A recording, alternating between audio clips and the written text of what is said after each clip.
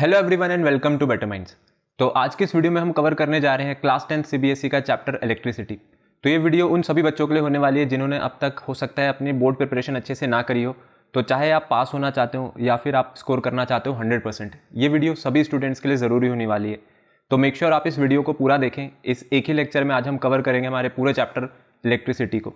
तो इस चैप्टर का जो नेक्स्ट पार्ट है उसमें हम कवर करने जाएंगे इस चैप्टर में रिलेटेड सभी पीवाईक्यूज और इसके कुछ इंपॉर्टेंट क्वेश्चन जो कि आपको बोर्ड में काफ़ी ज़्यादा हेल्प करेंगे।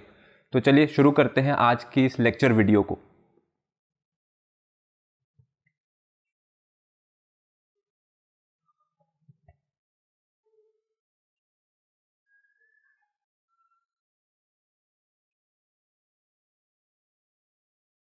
तो चैप्टर के स्टार्ट करते हैं। सबसे पहले हमारे पास यहाँ पर टर्म आती है इलेक्ट्रिक चार्ज। देखिए चार्ज क्या होता है, चार्ज को समझते हैं।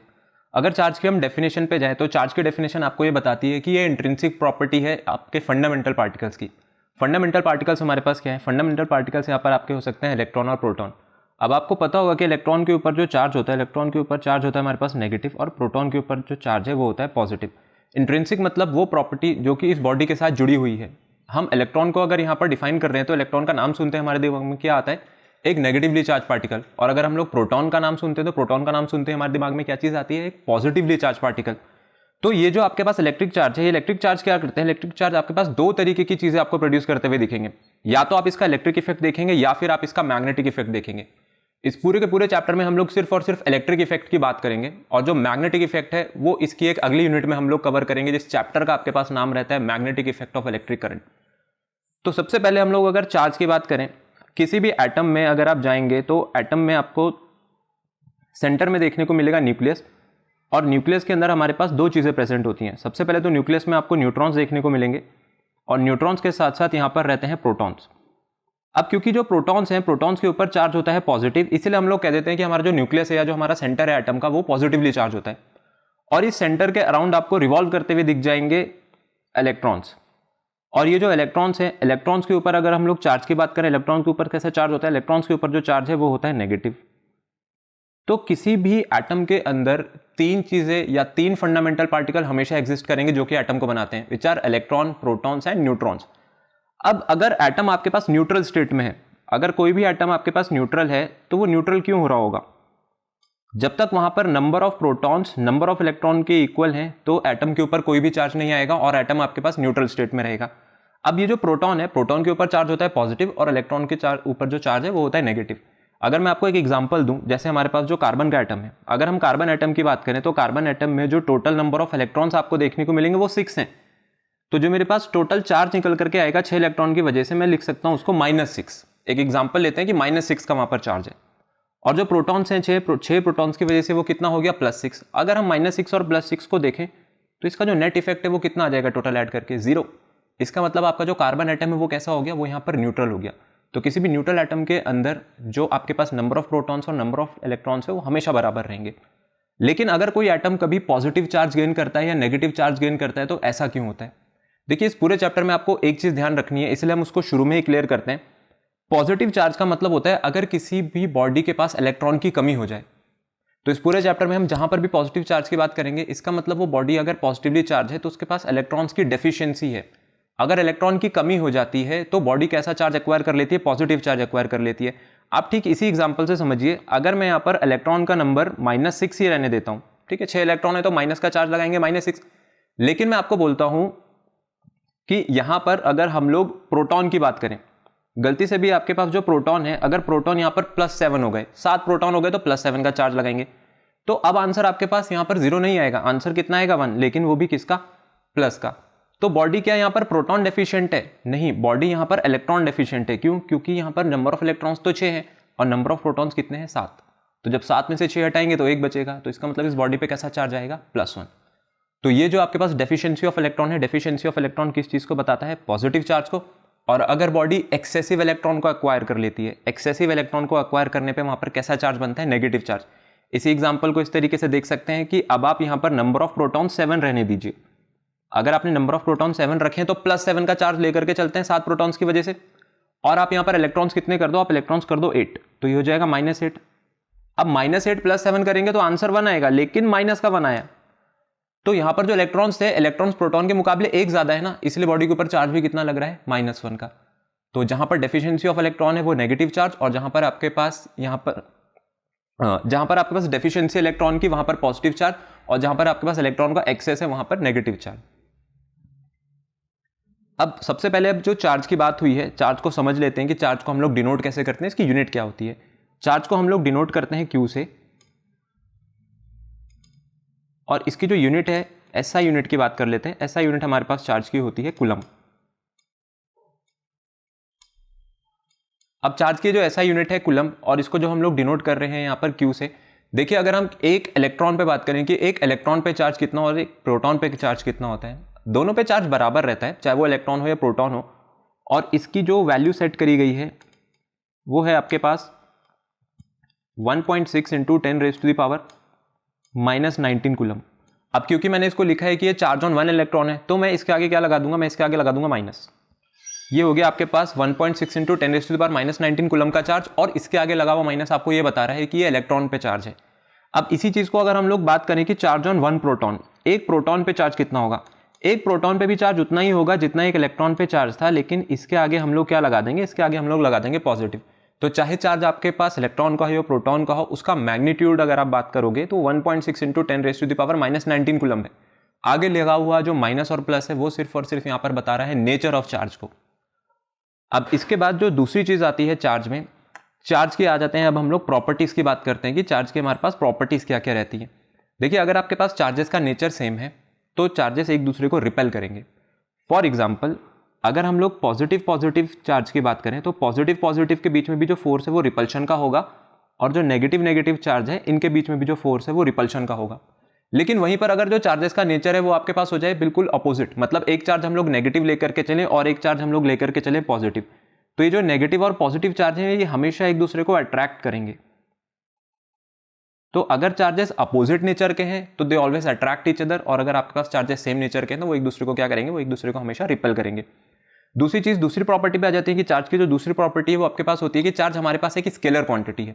स्केलर क्वांटिटी का मतलब है कि इसकी सिर्फ और सिर्फ मैग्नीट्यूड होगी, चार्ज की कोई डायरेक्शन आपको देने की जरूरत नहीं है, सिर्फ आपको इसका मैग्नीट्यूड बताना है। और वो मैग्नीट्यूड हम लोग किस में मेजर करते हैं, वो हम लोग मेजर करते हैं यहाँ पर कूलम्ब में।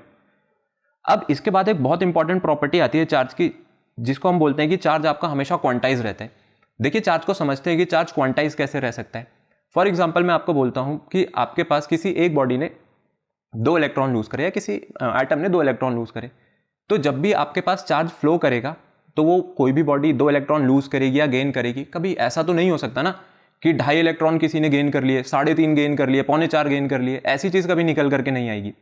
तो क्वांटाइज नेचर का मतलब ये है कि चार्ज की आप जब भी बात करोगे ये होल नंबर मल्टीपल में चलेगा, किसके, चार्ज ऑन 1 इलेक्ट्रॉन के।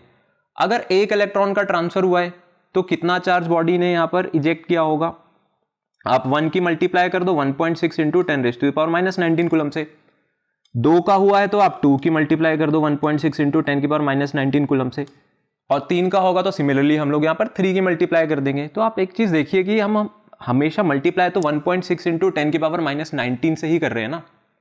तो ये क्या था आपके पास, ये था चार्ज ऑन 1 इलेक्ट्रॉन, और इसके आगे जो मैं 1 और 2 और 3 लिख रहा हूं ये क्या है, ये नंबर ऑफ इलेक्ट्रॉन्स है जो कि आपके ट्रांसफर में इन्वॉल्व है। इसलिए हम लोग इसको लिख देते हैं Q इक्वल्स टू NE, और इसी को हम कहते हैं क्वांटाइजेशन ऑफ चार्ज। तो यहाँ पर N की वैल्यू कुछ भी हो सकती है, ये 0 हो सकती है, ये 1 हो सकती है, 2, 3 सो ऑन, कुछ भी हो, रहेगा आपके पास ये इंटीजर ही, और वो भी पॉजिटिव, माइनस भी नहीं, पॉजिटिव। ठीक है, ये कभी डेसिमल में नहीं हो सकता है, फ्रैक्शन में नहीं हो सकता। उसका रीजन मैंने आपको बता दिया है, 1.5, 2.5, 3.5, 4.5 इस तरीके के इलेक्ट्रॉन्स कभी आपको ट्रांसफर होते हुए नहीं दिखेंगे। दूसरी बात हम लोग यहाँ पे बात करते हैं, जो अगली प्रॉपर्टी है कि चार्ज आपके पास क्या रहता है, कंजर्व्ड रहता है। किसी भी इलेक्ट्रिक सर्किट में या कोई भी आप ऐसा प्रोसीजर देखें जहाँ पर इलेक्ट्रॉन्स का ट्रांसफर हो रहा हो या चार्ज ट्रांसफर हो रहा है, वहाँ पर चार्ज हमेशा आपका कंजर्व नेचर करेगा। एक बॉडी अगर आपके पास, मैं एग्जांपल देता हूँ कि किसी बॉडी ने यहाँ पर 2 इलेक्ट्रॉन के बराबर चार्ज लूज किया, तो दूसरी बॉडी वही 2 इलेक्ट्रॉन के बराबर जो चार्ज है उसको एक्सेप्ट कर लेगी। ऐसा नहीं होगा कि एक तरफ से जो आपके पास ट्रांसफर है वो 2 इलेक्ट्रॉन के चार्ज का हो रहा हो, लेकिन दूसरी बॉडी यहाँ पर सिर्फ 1 इलेक्ट्रॉन बराबर चार्ज एक्सेप्ट कर रही हो। ठीक है, चार्ज किसी भी प्रोसीजर में, इलेक्ट्रिक प्रोसीजर में आपको यहाँ पर कंजर्व नेचर का मिलेगा। दूसरी चीज है यहाँ पर कि जो चार्ज है it is always associated with mass, मतलब जहां भी हम लोग चार्ज की बात करेंगे वहां पर मास आ जाएगा। इलेक्ट्रॉन को अपना खुद का मास है, प्रोटॉन का भी अपना खुद का मास है। तो जहाँ भी चार्ज की एग्जिस्टेंस होती है वो हमेशा किसी ना किसी मास से एसोसिएटेड होती है, मतलब एक ऐसी बॉडी जिसका खुद का मास हो तो वही बॉडी आपकी चार्ज भी बना सकती है। और फाइनल जो इसमें आपके पास प्रॉपर्टी रहती है वो ये होती है कि total charge of the system is remains conserved. ठीक है, जब भी हम किसी टोटल चार्ज ट्रांसफर की बात करेंगे किसी सिस्टम में तो हमेशा कंजर्वेटिव नेचर का होता है। अब ये पॉइंट ज़्यादा अच्छे से तब समझ आएगा जब हम लोग इलेक्ट्रिक सर्किट की बात करेंगे। अब नेक्स्ट हम लोग आ जाते हैं इसमें कंडक्टर्स एंड इंसुलेटर्स पे। देखिए कंडक्टर्स और इंसुलेटर्स में सबसे पहले समझते हैं कंडक्टर्स के बारे में। कोई भी एक ऐसा सब्सटेंस जो अपने थ्रू इलेक्ट्रिसिटी को पास करा सकता है उसको हम बोलते हैं कंडक्टर्स। तो कंडक्टर्स आपके पास कौन से सब्सटेंसेस हो गए? Substances through which electricity can flow, they are known as conductors. अब ऐसी क्या खासियत है कंडक्टर्स में जो उसको इस ये कैपेबिलिटी देती है कि उसके थ्रू इलेक्ट्रिसिटी पास कर सकती है? देखिए कंडक्टर्स के पास होते हैं फ्री इलेक्ट्रॉन्स। ये फ्री इलेक्ट्रॉन्स क्या होते हैं? ये फ्री इलेक्ट्रॉन्स आपके पास किसी भी एटम में पाए जा सकते हैं जहां पर जो न्यूक्लियस से अट्रैक्शन इलेक्ट्रॉन की तरफ वो उतना तेज नहीं होता है। तो यहाँ पर जो एटम के पास वो इलेक्ट्रॉन अवेलेबल है ना, वो अवेलेबल रहते हैं कि आप उसको वहां से निकाल सकते हो, जो कि इजीली एटम टू एटम आगे फ्लो कर सकते हैं। तो ये जो प्रॉपर्टी है, प्रॉपर्टीज रखते हैं कंडक्टर्स, जिसके पास मिलेंगे आपको फ्री इलेक्ट्रॉन्स। तो इसका मतलब ये जो फ्री इलेक्ट्रॉन्स है, फ्री इलेक्ट्रॉन्स क्या कर रहे हैं? यही यहाँ पर कंडक्शन की प्रॉपर्टी प्रोवाइड कर रहे हैं किसी भी सब्सटेंस को।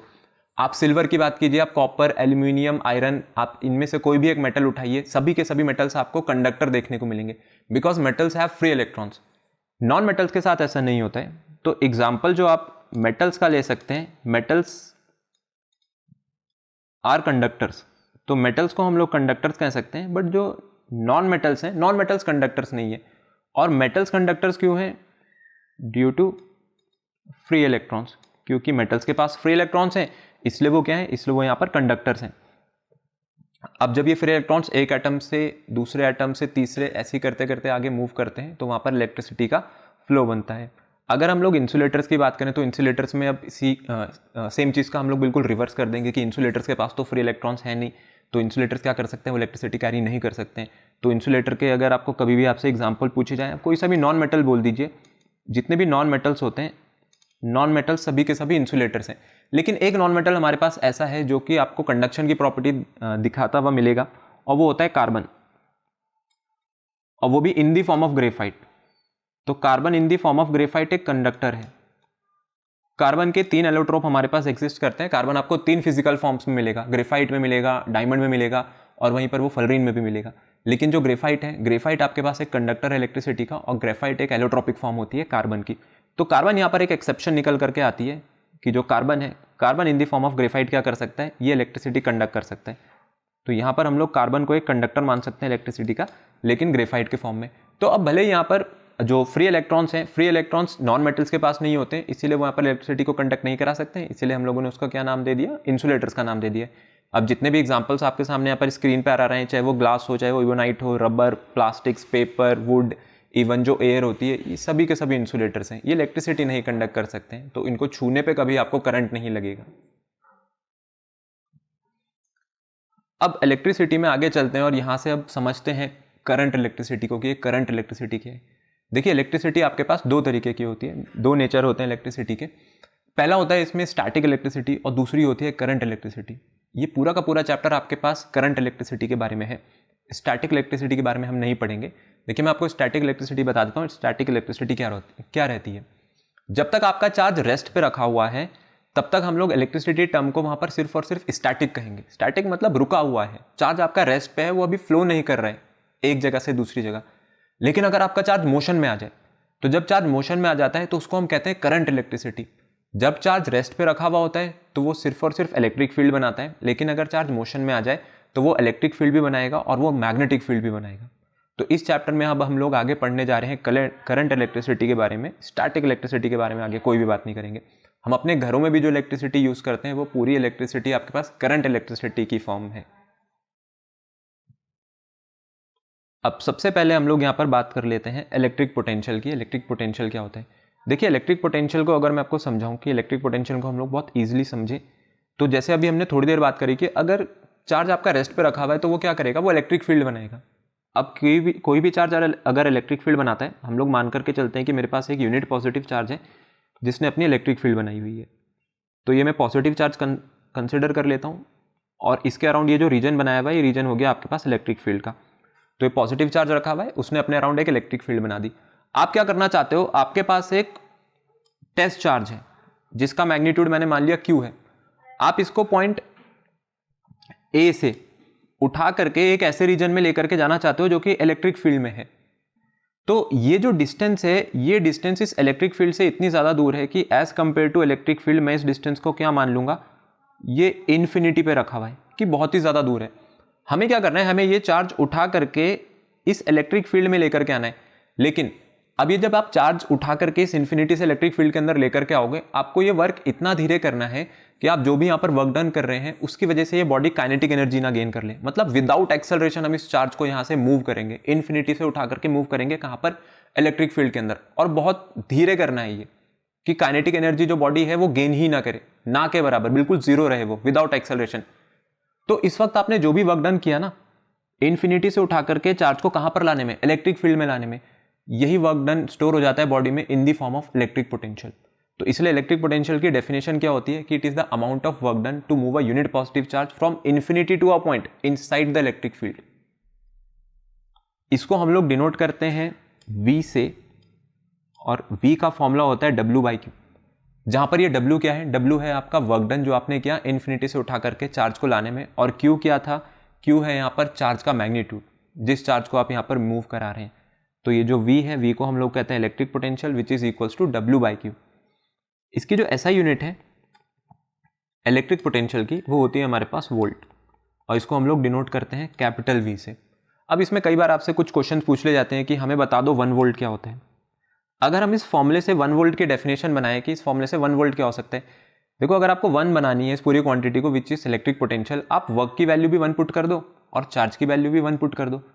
और वर्क की यूनिट क्या होती है हमारे पास, जूल, और चार्ज की यूनिट क्या होती है, कूलम। इसका मतलब जब भी 1 कूलम चार्ज को मूव कराने के लिए हमारा वर्क डन 1 जूल का होगा, तो उस वक्त बॉडी में जो इलेक्ट्रिक पोटेंशियल है वो कितना रहेगा, 1 वोल्ट। तो 1 वोल्ट की डेफिनेशन यहां से हो सकती है, when 1 joule of work is done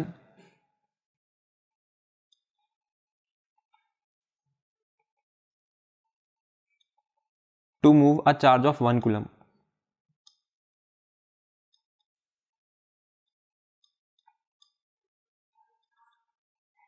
तो इस वक्त जो इलेक्ट्रिक पोटेंशियल रहेगा वो आपके पास इलेक्ट्रिक पोटेंशियल कितना हो जाएगा हमारे पास, 1 वोल्ट का।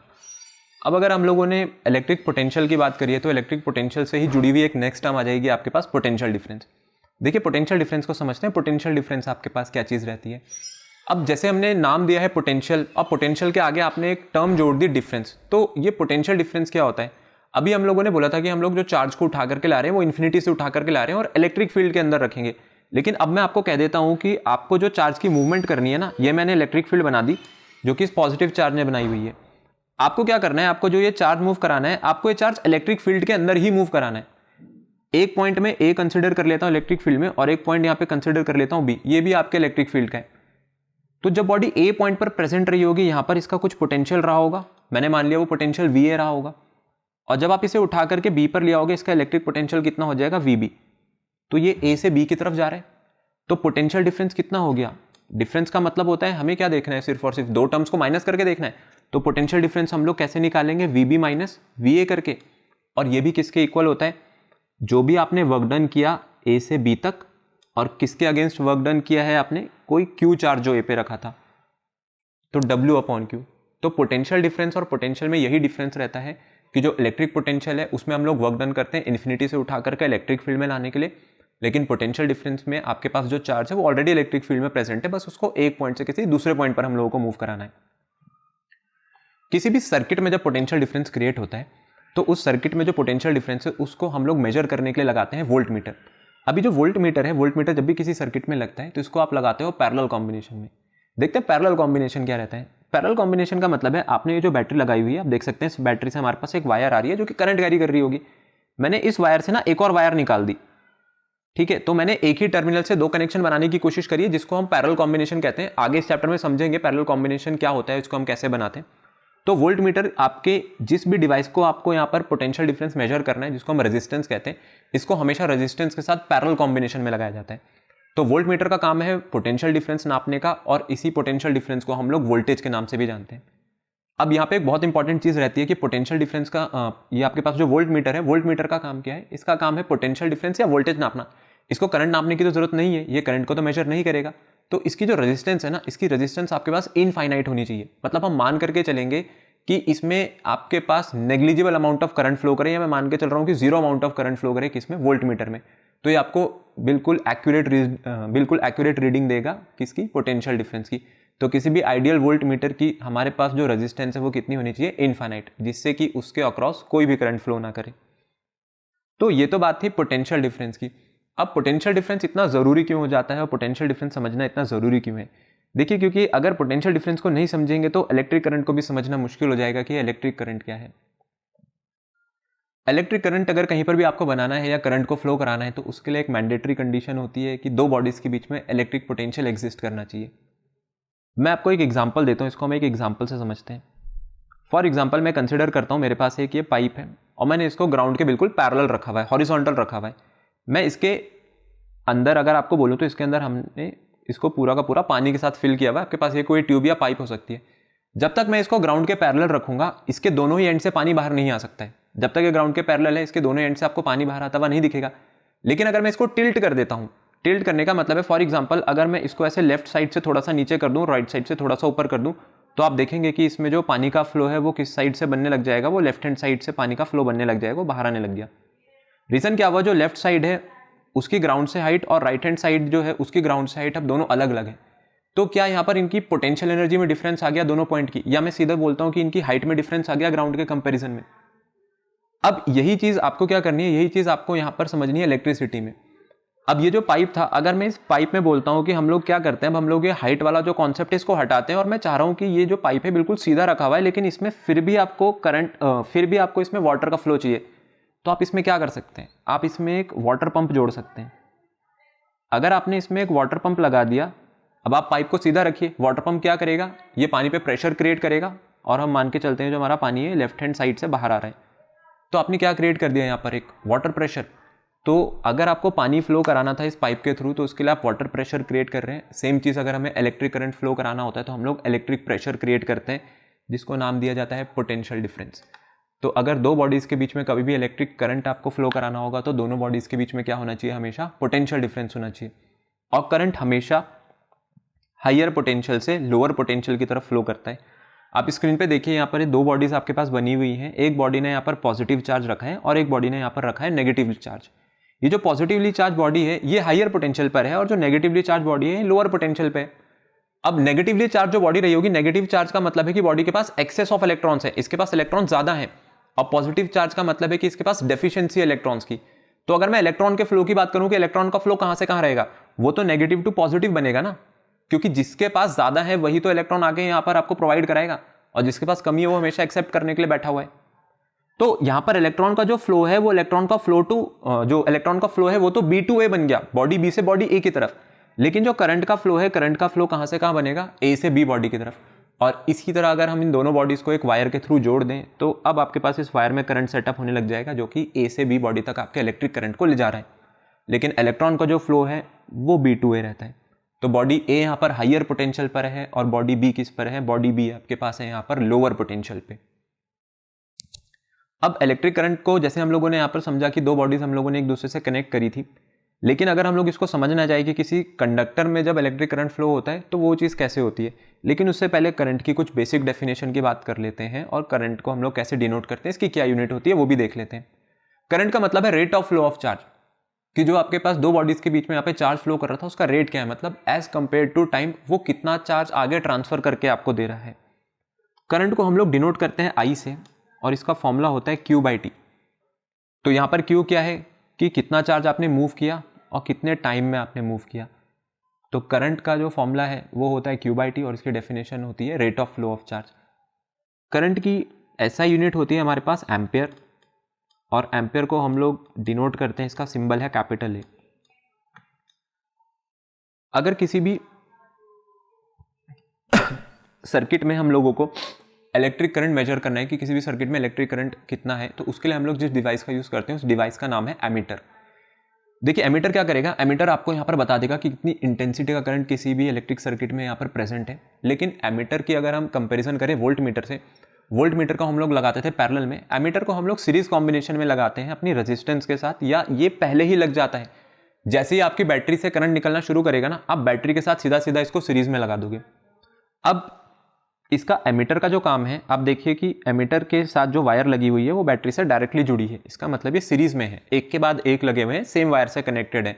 हमने कोई वायर स्प्लिट नहीं करी है जैसे वोल्ट मीटर के केस में करी थी। एमीटर का काम यहाँ पर पोटेंशियल डिफरेंस या वोल्टेज नापना तो है नहीं, ये तो सिर्फ करंट नापना चाहता है। तो हम मान करके चलेंगे कि जो हमारे पास आइडियल वोल्ट मीटर है, जो हमारे पास आइडियल एमीटर है, वो कैसा होना चाहिए, एक ऐसा एमीटर होना चाहिए जिसकी रेजिस्टेंस ना के बराबर हो। अगर हम बोलें कि बिल्कुल ऑलमोस्ट जीरो हो, जब रेजिस्टेंस जीरो रहेगी तभी उसके थ्रू पूरा का पूरा करंट फ्लो कर पाएगा और वो आपको एक एक्यूरेट रीडिंग दे सकता है। तो an ideal ammeter should have zero resistance, जिससे कि सर्किट में मेजर होने वाली करंट की वैल्यू पर कोई भी फर्क ना पड़े। एक और डिवाइस आती है हमारे पास, मैं आपको एक और डिवाइस के बारे में बता देता हूं, उसका नाम होता है गैल्वेनोमीटर। अब ये गैल्वेनोमीटर और एमीटर को ये लिखा हुआ होता है कि गैल्वेनोमीटर का काम भी आपके पास करंट को ही मेजर करना है, तो फिर एमीटर भी मेजर कर रहा है, तो दोनों में फर्क क्या है। देखिए जो गैल्वेनोमीटर है, गैल्वेनोमीटर क्या करता है, बेसिकली ये करंट को मेजर तो कर सकता है, लेकिन ये बहुत छोटे अमाउंट के करंट को मेजर करता है। तो इसको हम बहुत छोटे अमाउंट के करंट को मेजर करने के लिए लगाते हैं, या फिर इसको तब लगाया जाता है जब आपको करंट की डायरेक्शन पता करनी है। तो इसका बेसिक पर्पस या इसका मेन पर्पस क्या होता है, डायरेक्शन ऑफ करंट को बताना, कि किसी भी सर्किट में जो करंट है उसकी डायरेक्शन क्लॉकवाइज है, एंटी क्लॉकवाइज है। इसके लिए हम लोग गैल्वेनोमीटर लगाते हैं। और ऐसा नहीं है कि ये करंट नहीं मेजर कर सकते हैं, मेजर कर सकता है, लेकिन बहुत छोटे अमाउंट का। तो measures current of small intensity, ठीक है, छोटे अमाउंट के करंट को ये मेजर करता हुआ आपको दिखेगा। तो इसीलिए जहाँ पर आपको करंट की मेजरमेंट करनी है, फिर वहाँ पर एमीटर ही लगाया जाता है, वहाँ पर हम गैल्वेनोमीटर को हटा देते हैं। लेकिन जहाँ पर आपको सिर्फ करंट की प्रेजेंस डिटेक्ट करनी है, या आपको देखना है कि मेरे पास जो करंट है उसकी डायरेक्शन क्या होनी चाहिए, तब उसके लिए आप क्या यूज़ करेंगे, यहाँ पर गैल्वेनोमीटर यूज़ करेंगे। अब जैसे मैंने आपको बोला था कि हम लोग अगर किसी कंडक्टर की बात करें कि किसी कंडक्टर में जो इलेक्ट्रिसिटी फ्लो करती है और उसमें जो इलेक्ट्रॉन्स का फ्लो है वो कैसे होता है। आपके सामने स्क्रीन पर दो डायग्राम बने हुए हैं। ये जो पहला वाला डायग्राम है, पहले वाले डायग्राम में कंडक्टर किसी भी अभी बैटरी से कनेक्टेड नहीं है, तो अभी हमने इसके अक्रॉस कोई पोटेंशियल डिफरेंस नहीं लगाया हुआ है। तो when no potential difference is available across the conductor,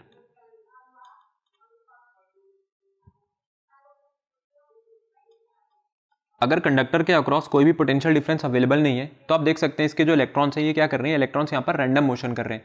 मतलब इनकी डायरेक्शन फिक्स नहीं है मोशन की, ये इधर उधर left right up down zigzag motion में लगे हुए हैं, कहीं भी रैंडम मोशन करते हुए आपको दिखेंगे।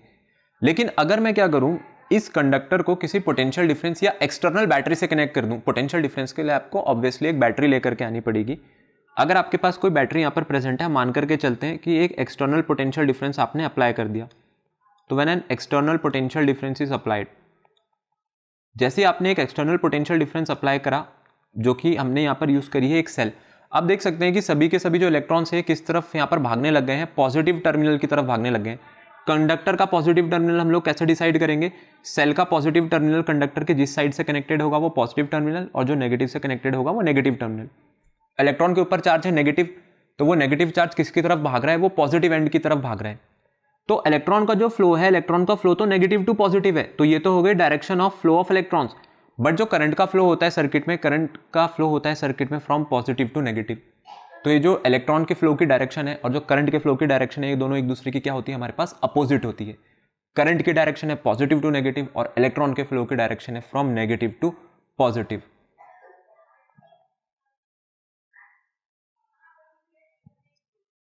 फिर इसके बाद हम लोग नेक्स्ट टॉपिक पे आ जाते हैं। नेक्स्ट टॉपिक है हमारे पास इलेक्ट्रिक सर्किट। तो देखते हैं इलेक्ट्रिक सर्किट क्या होता है। देखिए अगर इलेक्ट्रिक सर्किट की बात करें तो इलेक्ट्रिक सर्किट आपके पास क्या है, कोई भी आपने एक वायर, सेल और मैं बोलता हूँ एक स्विच या की आपने उठाया, बल्ब उठाया, अगर आप इसको एक के साथ एक जोड़ते हो, मतलब सबसे पहले हम सेल लेंगे, उसके बाद हम लोग लगाएंगे इसमें स्विच और उसके साथ यहाँ पर बल्ब लगाया होगा और एक वायर से आपने इसको जोड़ दिया, तो आपने क्या करा, आपने करंट के फ्लो करने के लिए एक पाथ यहाँ पर कंप्लीट करके दे दिया। तो इलेक्ट्रिक सर्किट क्या है, इलेक्ट्रिक सर्किट आपके पास एक कंटिन्यूअस कंडक्टिंग पाथ बनाता है और किसके बीच में बनाता है, रेजिस्टेंसेस के बीच में। रेजिस्टेंसेस मतलब जो डिवाइस हम यहाँ पर चलाना चाह रहे हैं, और किसकी हेल्प से करते हैं हम लोग, ये वायर की हेल्प से, और उसके साथ लगाई जाती है यहाँ पर एक बैटरी। तो इसीलिए इसकी डेफिनेशन होती है कि a continuous conducting path consisting of wires and other resistance and a switch. फिर इलेक्ट्रिक सर्किट को अगर देखें तो आपके पास इलेक्ट्रिक सर्किट दो तरीके के हो सकते हैं। अगर हम अपने घर का एग्जांपल लें, जब तक आपने स्विच ऑफ किया हुआ है तब तक आप अपने डिवाइस को यहाँ पर करंट प्रोवाइड नहीं करा सकते हो। अगर आपको अपने डिवाइस को करंट देना है तो आपको क्या करना पड़ेगा, यहाँ पर स्विच को ऑन करना पड़ेगा। तो जब तक आपके सर्किट में कोई भी करंट प्रेजेंट नहीं है या आपके सर्किट में कोई करंट यहाँ पर फ्लो नहीं कर रहा है, तब तक वो सर्किट कैसी मानी जाती है? वो सर्किट मानी जाती है ओपन। ये की आप देख सकते हैं, हमारे पास जो की का सिंबल है, यहाँ पर की अभी ओपन स्टेट में है, ठीक है। अगर हम इसको क्लोज कर दें, जो कि नीचे वाले डायग्राम में आप देख सकते हैं कि जैसे मैंने की क्लोज करी, तो जब की क्लोज हो गई तो इसमें क्या बन गया? इसमें आपके पास इलेक्ट्रिक करंट बन गया फ्रॉम पॉजिटिव टू नेगेटिव, जो फ्लो करता हुआ दिख रहा है, और आपका ये बल्ब क्या करने लग गया है? बल्ब यहाँ पर ग्लो करने लग गया है।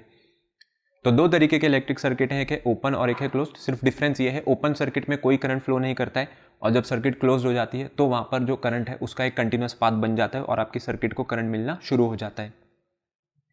फिर आपकी स्क्रीन पर कुछ इंपॉर्टेंट सर्किट सिंबल्स हैं जो कि आपको याद रहने चाहिए, क्योंकि यही सिंबल्स आप यहाँ पर यूज़ करोगे अपने इलेक्ट्रिक सर्किट में। जब भी आप इलेक्ट्रिक सर्किट बनाते हैं तो आपको एग्जैक्टली यही सिंबल्स यूज़ करने होते हैं। तो ये इन सिंबल्स में से कई सारे सिंबल्स आपने पहले भी देखे हुए होंगे, जिसमें सेल है, और अगर हम सेल को 2 या 3 सेल्स को एक साथ जोड़ दें तो वो बैटरी बना देता है। और ये होता है हमारे पास कनेक्टिंग वायर। कनेक्टिंग वायर को हम लोग सीधा सीधा लाइन्स के थ्रू शो करते हैं। और ये जो आप देख सकते हैं, ये जो टी सेक्शन आपको देखने को मिल रहा है, जहाँ पर ये पॉइंट पे हम लोगों ने जॉइंट लगाया, इसको हम लोग बोलते हैं वायर जॉइंट। और ये है वायर्स क्रॉसिंग विदाउट कॉन्टेक्ट। जब भी 1 या 2 या 3 आपके पास वायर्स होंगी जो कि एक के ऊपर एक आपने निकाली होंगी, तो उसको हम लोग इस तरीके से शो करते हैं। आपको बता रहे हैं कि ये एक जंक्शन है जहाँ पर 2 वायर्स एक दूसरे को क्रॉस कर रही हैं, लेकिन वो उन दोनों वायर्स ने एक दूसरे को यहाँ पर टच नहीं किया हुआ है। फिर ये जो जिगजैग वाला आपको सिंबल देखने को मिल रहा है, ये होता है हमारे पास रेजिस्टेंस का सिंबल। फिर उसके साथ ये रियोस्टेट लगी हुई है, एमीटर का सिंबल ए है, वोल्ट मीटर का वी है, गैल्वेनोमीटर का जी है। उसके बाद स्विच और की का सिंबल है, उसमें ओपन और क्लोज दोनों बने हुए हैं, और लास्ट होते हैं हमारे पास बल्ब का सिंबल। तो ये सर्किट सिंबल सभी आपके लिए ज़रूरी रहते हैं, स्क्रीन पर बने हुए हैं, तो इनको आप एक बार देख करके याद कर सकते हैं। चलिए नेक्स्ट टॉपिक पे आगे बढ़ते हैं, इस चैप्टर का मोस्ट इंपॉर्टेंट टॉपिक जिसका नाम है ओम्स लॉ। अब देखिए, ओम्स लॉ की बात करें तो इसकी स्टेटमेंट, और जब हम इसकी मैथमेटिकल स्टेटमेंट लिखेंगे, मतलब डेफिनेशन से स्टेटमेंट को जोड़ेंगे, दोनों में आपको डिफरेंस नजर आएगा। तो एक बार जरा ध्यान से आप डेफिनेशन इसकी समझना। इसकी डेफिनेशन आपको ये बताती है कि अगर हम सभी फिजिकल कंडीशंस को यहाँ पर कांस्टेंट बना के रखें, और फिजिकल कंडीशंस कैसी हो सकती हैं? वो आपके पास टेम्परेचर हो सकता है, वो आपके पास मैकेनिकल स्ट्रेन हो सकता है। तो जो करंट पास कर रहा है किसी भी कंडक्टर से, वो डायरेक्टली प्रोपोर्शनल होता है पोटेंशियल डिफरेंस के। और पोटेंशियल डिफरेंस किसके अक्रॉस रहता है? ये कंडक्टर के अक्रॉस रहता है। तो अब आपने डेफिनेशन पढ़ी, और अगर आप डेफिनेशन पढ़ के लिखना चाहेंगे तो आप लिखेंगे कि current is directly proportional to potential difference.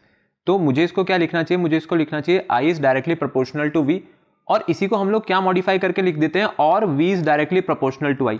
देखिए, आप ये डिफरेंस को समझिए, ऐसा क्यों है?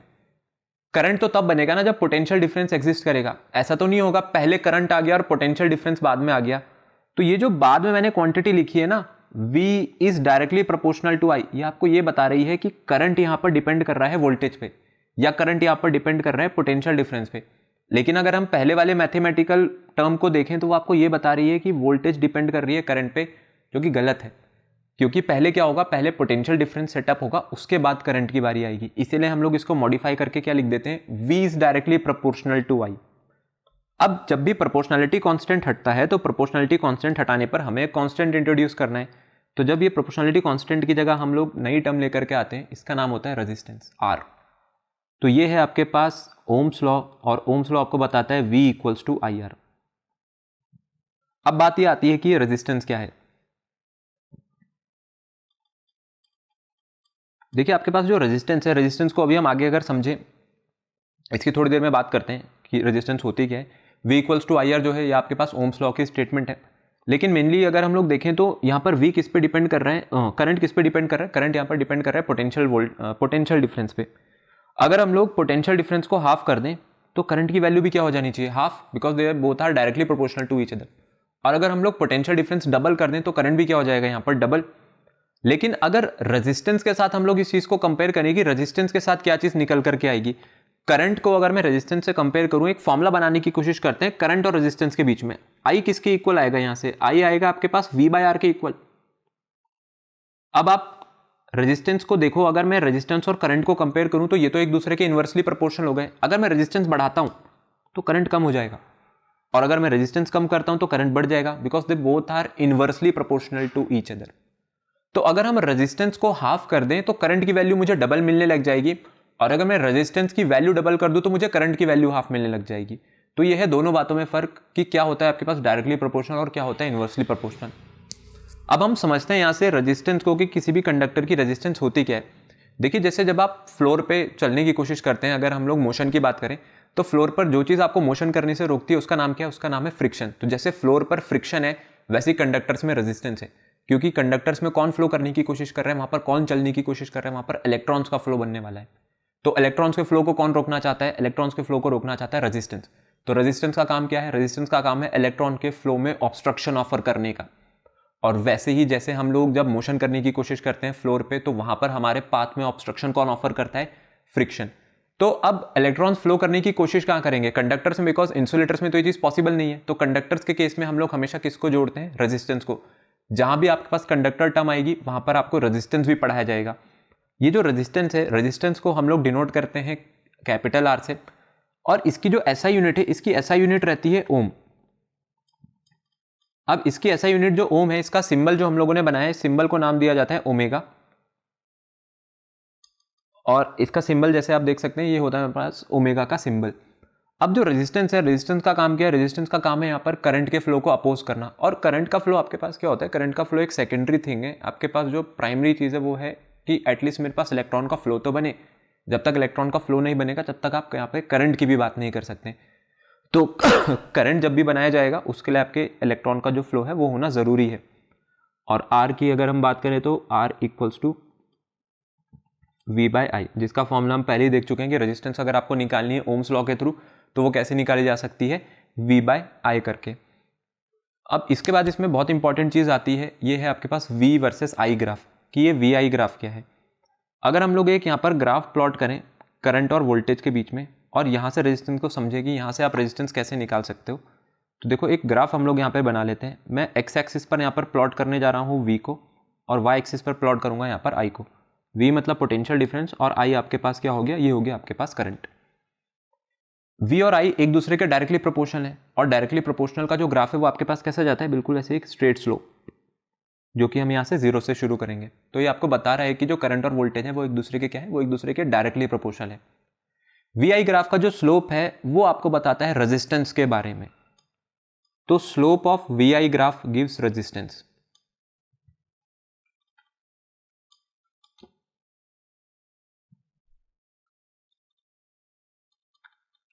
लेकिन ये स्लोप होता क्या है और स्लोप हम लोग कैसे निकाल सकते हैं? देखिए यहाँ पे थोड़ी सी ट्रिग्नोमेट्री लगानी पड़ेगी, ठीक है, ज़्यादा नहीं, थोड़ी सी लगाएंगे सिर्फ। अगर हम स्लोप की बात करते हैं तो स्लोप निकालने के लिए यूज़ करना पड़ता है हमें टैन थीटा, ठीक है। टैन थीटा आप लोगों को किस चीज़ के बारे में बताता है? स्लोप के बारे में। अब ये थीटा क्या है? थीटा कुछ नहीं, एंगल है। ये कौन सा एंगल है? जो कि आपके जो लाइन जा रही है, जो स्लोप जा रहा है या जो आप ये देख सकते हैं बिल्कुल एक स्टीप लाइन जा रही है, इसने जो भी एंगल बनाया है एक्स एक्सिस के साथ, इसको हम लोग नाम देते हैं थीटा। तो ये एंगल हो गया आपके पास थीटा। अगर यहाँ पे ट्रिग्नोमेट्री लगाए तो ट्रिग्नोमेट्री में जो टैन थीटा है वो आपको क्या बताता है? कि पहली बात तो ट्रिग्नोमेट्री सिर्फ और सिर्फ किस में लग सकती है? एक राइट एंगल ट्राइंगल में। मैं बात करता हूँ इस पॉइंट ए की। मैंने इस लाइन पर एक पॉइंट कंसिडर कर लिया ए। तो अगर मुझे टैन थीटा की वैल्यू निकालनी है तो टैन थीटा किसके इक्वल होता है? ये तो परपेंडिकुलर अपॉन बेस है ना। तो यहाँ पर ये जो परपेंडिकुलर है, परपेंडिकुलर को मैं नाम दे देता हूँ, जैसे ये पॉइंट ए है, इस पॉइंट को हम बी मान लेते हैं, इस पॉइंट को ओ मान लेते हैं, और ये पॉइंट हो गया आपके पास सी। तो परपेंडिकुलर की वैल्यू कितनी है इस राइट एंगल ट्राइंगल में? इस राइट एंगल ट्राइंगल में जो परपेंडिकुलर है इसकी वैल्यू है ए बी, और इसका जो बेस है, इसका बेस क्या है? O B. तो ये आ गया आपके पास A B upon O B के इक्वल। अगर आप ए बी को देखो तो ए बी क्या है? ए बी का मतलब है कि मेरे को करंट की वैल्यू पता चल जाएगी। पॉइंट ए पर मुझे करंट कितना मिल रहा है? पॉइंट ए पर अगर मुझे करंट निकालना है तो मुझे वाई एक्सिस पर जाना पड़ेगा। तो इसको हम क्या लिख सकते हैं? यही तो आपके पास आई था कि करंट की वैल्यू कितनी है। और ओ बी, ये जो इसका बेस है ओ बी, ये आपको किस बारे में बता देगा? ये आपको बता देगा वोल्टेज के बारे में या फिर पोटेंशियल डिफरेंस के बारे में। तो आई बाई वी। तो इसलिए मैंने कहा था कि जो स्लोप होता है हमारा VI ग्राफ का, वो आपको किसके बारे में बता देता है? रेजिस्टेंस के बारे में। तो स्लोप निकालने के लिए हम लोग यूज़ करते हैं टैन थीटा। तो या तो कह दे कि स्लोप किसके इक्वल होता है? टैन थीटा के, और ये जो टैन थीटा ये खुद परपेंडिकुलर अपॉन बेस के इक्वल है। तो इस तरीके से अब आपके पास कोई भी आपसे पूछ ले या कोई क्वेश्चन आ जाए, आप सिर्फ वो पॉइंट देखिए उस लाइन पर जहाँ से आपको स्लोप फाइंड आउट करना है या रेजिस्टेंस फाइंड आउट करनी है। राइट एंगल ट्राइंगल आपको बनाना पड़ेगा ऐसे ही, और उस राइट एंगल ट्राइंगल में बस आपको परपेंडिकुलर अपॉन बेस करना है, आपको मिल जाएगी आपके स्लोप की वैल्यू, जो कि बता देगा VI ग्राफ का स्लोप। और वो क्या होता है हमारे पास? वो होता है रेजिस्टेंस। फिर इसके बाद हम लोग इसमें समझते हैं गुड कंडक्टर्स, रेजिस्टर्स और इंसुलेटर्स के बारे में कि ये चीज़ें क्या हैं। देखिए अगर आपको करंट का फ्लो बनाना है तो आप कभी भी नहीं चाहेंगे कि जो आपका कंडक्टर है वो रेजिस्टेंस बहुत ज़्यादा ऑफर करे, क्योंकि रेजिस्टेंस जितनी ज़्यादा हो जाएगी करंट के पाथ को उतना ऑब्स्ट्रक्ट किया जाएगा। और जहाँ भी रेजिस्टेंस बढ़ती है ना, वहाँ पर करंट के पाथ के ऑब्स्ट्रक्शन के साथ साथ हीटिंग भी बढ़ती है। आप खुद एक एग्जांपल ले सकते हैं कि अगर मैं अपने इन दोनों हाथों को रब करूँ और मैं जितना तेज़ी से रब करूँगा, मेरे हाथों में उतनी ज़्यादा हीट यहाँ पर जनरेट होगी। रीज़न क्या है? फ्रिक्शन की वजह से। सेम चीज़ होती है रेजिस्टेंस। अगर रेजिस्टेंस किसी भी कंडक्टर की बहुत हाई है तो करंट को फ्लो करने में यहाँ पर प्रॉब्लम आएगी और उसकी वजह से क्या होगा, आपका कंडक्टर हीट करने लग जाएगा। तो बेसिकली ये चीज़ आपने देखी भी होगी कि जब भी वायर्स के थ्रू या इलेक्ट्रिकल अप्लायंसेस के थ्रू करंट फ्लो करता है तो वो बहुत जल्दी गर्म कर जाते हैं। तो अच्छे कंडक्टर्स हम लोग किसको मानेंगे, या क्या आपके पास गुड कंडक्टर्स होते हैं? वो कंडक्टर्स जहां पर जब इलेक्ट्रिसिटी फ्लो करने की कोशिश करे तो उसको मिनिमम से मिनिमम इलेक्ट्रिकल रेजिस्टेंस जो है वो ऑफर हो, बिल्कुल ना के बराबर। जीरो तो हम नहीं कर सकते लेकिन उसको मिनिमम जरूर किया जा सकता है। तो जिस डिवाइस की इलेक्ट्रिकल रेजिस्टेंस बहुत कम होगी उसको हम मान लेंगे कि वो आपके पास सबसे अच्छा कंडक्टर है। तो कभी भी आपसे पूछ लिया जाए कि कौन सा हमारे पास एक ऐसा मेटल है जो सबसे बेस्ट कंडक्टर माना जाता है, उसका आपके पास नाम है सिल्वर। तो silver is the best conductor of electricity. अब कुछ इलेक्ट्रिकल अप्लायंसेस ऐसे होते हैं जिनकी जो रेजिस्टेंस है वो थोड़ी सी ज़्यादा होती है। अब ये जो रेजिस्टेंस ज़्यादा है इसके कुछ डिज़ायरेबल इफेक्ट भी होते हैं और कुछ अनडिज़ायरेबल इफेक्ट भी होते हैं, जिसको हम आगे डिस्कस करेंगे। उन अप्लायंसेस की जिनकी इलेक्ट्रिकल रेजिस्टेंस बहुत हाई है, इसको हम नाम देते हैं रजिस्टर। ऐसा नहीं है कि इनके थ्रू करंट नहीं फ्लो करता है, इनके थ्रू करंट फ्लो करता है, लेकिन ये हीट बहुत ज़्यादा प्रोड्यूस करके देते हैं आपको। जैसे मैंने आपको कहा था कि अगर जहाँ पर रेजिस्टेंस हाई हो जाएगी वहाँ पर हीटिंग इफेक्ट भी आ जाएगा। तो जब रेजिस्टेंस हाई है तो हीटिंग इफेक्ट भी हाई है, तो इन डिवाइसेस को नाम दिए गए हैं रजिस्टर्स। तो रजिस्टर्स बेसिकली आपके पास वो डिवाइसेस हैं जिनकी कंपेरेटिवली हाई इलेक्ट्रिकल रेजिस्टेंस देखने को मिलेगी, जैसे कि अलॉयज। मेटल्स के कंपैरिजन में जो अलॉय है, अलॉय की रेजिस्टेंस बहुत हाई होती है, जिसमें आपके पास नाइक्रोम आ जाता है, कॉन्स्टेंटेन आ जाता है, मैंगनीन आ जाता है। जितने भी आपके पास हीटिंग एलिमेंट लगे हुए होते हैं, गीजर के, प्रेस के, ये बने हुए होते हैं नाइक्रोम के। अब ये नाइक्रोम क्या है? नाइक्रोम आपके पास एक अलॉय है और इसको हम लोग यूज़ कर रहे हैं यहाँ पर किसके लिए? हीटिंग इफेक्ट के लिए। इसको हम आगे डिस्कस करेंगे ये चीज़ क्या रहती है। अब इसमें जो तीसरी चीज़ है, तीसरी चीज़ आ जाती है हमारे पास इंसुलेटर्स। अब इंसुलेटर्स का काम क्या है? इंसुलेटर्स का काम है कि वो इतनी ज़्यादा रेजिस्टेंस ऑफर कर दें कि करंट फ्लो ही ना कर पाए। इंसुलेटर्स के केस में तो आई की वैल्यू ही जीरो हो जाएगी, और अगर आपको आई की वैल्यू जीरो करनी है तो रेजिस्टेंस फिर किसको होनी, रेजिस्टेंस फिर कितनी होनी चाहिए यहाँ पे? इनफाइनाइट। तो जब रेजिस्टेंस इनफाइनाइट हो जाएगी तो करंट भी आपके पास जीरो बन रहा होगा। तो ये था गुड कंडक्टर्स, रेजिस्टर्स और इंसुलेटर्स के बीच में डिफरेंस। अब बात करते हैं मोस्ट इंपॉर्टेंट टॉपिक जिसका नाम है फैक्टर्स अफेक्टिंग रेजिस्टेंस या factors affecting resistance of a conductor. जो भी कंडक्टर आपके पास प्रेजेंट है, कौन कौन से ऐसे फैक्टर्स हैं जो इसकी रेजिस्टेंस को चेंज कर सकते हैं? इन फैक्टर्स को चेंज करने पे इसकी रेजिस्टेंस पे इफेक्ट पड़ेगा। इसमें सबसे पहले आता है आपके पास लेंथ ऑफ कंडक्टर। देखिए लेंथ ऑफ कंडक्टर यहाँ पे कैसे काम कर रहा होगा। अगर आप करंट के फ्लो करने के लिए पाथ लंबा कर देंगे तो अब एक जगह से दूसरी जगह इलेक्ट्रॉन को जाने के लिए एक लंबा डिस्टेंस ट्रैवल करना है, और जितना लंबा वो डिस्टेंस ट्रैवल करेंगे अपने पाथ में उतना ज़्यादा एक दूसरे से टकराएंगे, क्योंकि जब एक जगह से दूसरी जगह तक इलेक्ट्रॉन जाता है तो वो इन बिटवीन देयर पाथ एक दूसरे से कोलाइड करते हैं, जिसकी वजह से हीट प्रोड्यूस होती है। मतलब जो काइनेटिक एनर्जी थी उनकी, वो काइनेटिक एनर्जी यहाँ पर किस में कन्वर्ट हो जाती है? आगे हीट एनर्जी में। तो अगर रेजिस्टेंस की या कंडक्टर की जो लेंथ है वो लंबी है तो उससे आपकी रेजिस्टेंस यहाँ पर डेफिनेटली बढ़ने वाली है। तो पहले पॉइंट में तो हम कह सकते हैं कि लेंथ ऑफ कंडक्टर के लिए जो रेजिस्टेंस है वो तो डायरेक्टली प्रोपोर्शनल होगा, कि R is directly proportional to L, resistance is directly proportional to length of conductor. दूसरी चीज आती है area of cross section of conductor. देखिए एरिया ऑफ क्रॉस सेक्शन का मतलब क्या है कि अगर आप वायर को देखोगे तो वायर हमारे पास कौन से शेप की होती है? एक वायर होती है आपके पास सिलेंड्रिकल शेप की, और क्रॉस सेक्शन का मतलब है अगर मैं उसे सामने से देखूं तो मुझे सामने से उसका शेप कैसा दिख रहा है? उसका क्रॉस सेक्शन आपको यहाँ पर कैसा? सर्कुलर दिखेगा। अब इस सर्कुलर क्रॉस सेक्शन से कौन एंटर करने की कोशिश कर रहा है? इससे एंटर करने की कोशिश कर रहे हैं इलेक्ट्रॉन्स। इस एग्जांपल को ऐसे समझते हैं, आप किसी रूम में एंटर कर रहे हैं और आपके पास एक जो डोर साइज है वो अवेलेबल है। अब उस डोर से एक टाइम पर 3 लोग जाएंगे, 5 लोग जाएंगे, 10, 20, 50। मैं जैसे जैसे यहाँ पर नंबर ऑफ पीपल बढ़ाता रहूंगा उतनी ज्यादा मुश्किल हो जाएगी एक समय पर उन सभी लोगों की एंट्री उस डोर से। सेम चीज होती है इलेक्ट्रॉन्स के लिए। अगर मैं ये गेट साइज बढ़ा देता हूं, अगर मैं गेट साइज बढ़ा दूंगा तो ज्यादा नंबर ऑफ इलेक्ट्रॉन्स एंटर कर पाएंगे ना इस कंडक्टर में एक समय पे। तो यहां पर जो इलेक्ट्रॉन का फ्लो है वो स्मूथ बना रहेगा अगर आपने एरिया ऑफ क्रॉस सेक्शन बढ़ा रखा है, तो इससे आपके करंट की वैल्यू बढ़ेगी। लेकिन अगर आप इस गेट साइज को छोटा कर दो, मतलब आप एरिया ऑफ क्रॉस सेक्शन को छोटा कर दो, तो एरिया ऑफ क्रॉस सेक्शन छोटा करने की वजह से क्या होगा? कम इलेक्ट्रॉन्स यहां पर एंटर कर पाएंगे। तो एरिया ऑफ क्रॉस सेक्शन की अगर बात करें तो एरिया ऑफ क्रॉस सेक्शन के जो रेजिस्टेंस है वो आपके पास इनवर्सली प्रोपोर्शनल हो जाएगी, क्योंकि जितना कम एरिया ऑफ क्रॉस सेक्शन उतनी ज्यादा रेजिस्टेंस। ऑब्स्ट्रक्शन आप यहां पर ऑफर कर रहे हो ना, आप यहां पर इलेक्ट्रॉन्स को अंदर एंटर करने से रोक रहे हो। जैसे हमने यहाँ पर कुछ लोगों को अंदर एंटर करने से रोका था उस डोर में, तो अगर आप एरिया ऑफ क्रॉस सेक्शन बढ़ा दो तो रेजिस्टेंस कम हो जाएगी, क्योंकि अब ज़्यादा चार्ज एंटर कर पाएगा एक पर्टिकुलर टाइम पे। तो resistance area of cross section के तो इन्वर्सली प्रोपोर्शनल है, बट डायरेक्टली प्रोपोर्शनल है लेंथ ऑफ कंडक्टर के। उसके बाद वाला फैक्टर आता है हमारे पास टेम्परेचर। देखिए टेम्परेचर के जो रेजिस्टेंस है वो डायरेक्टली प्रोपोर्शनल रहता है।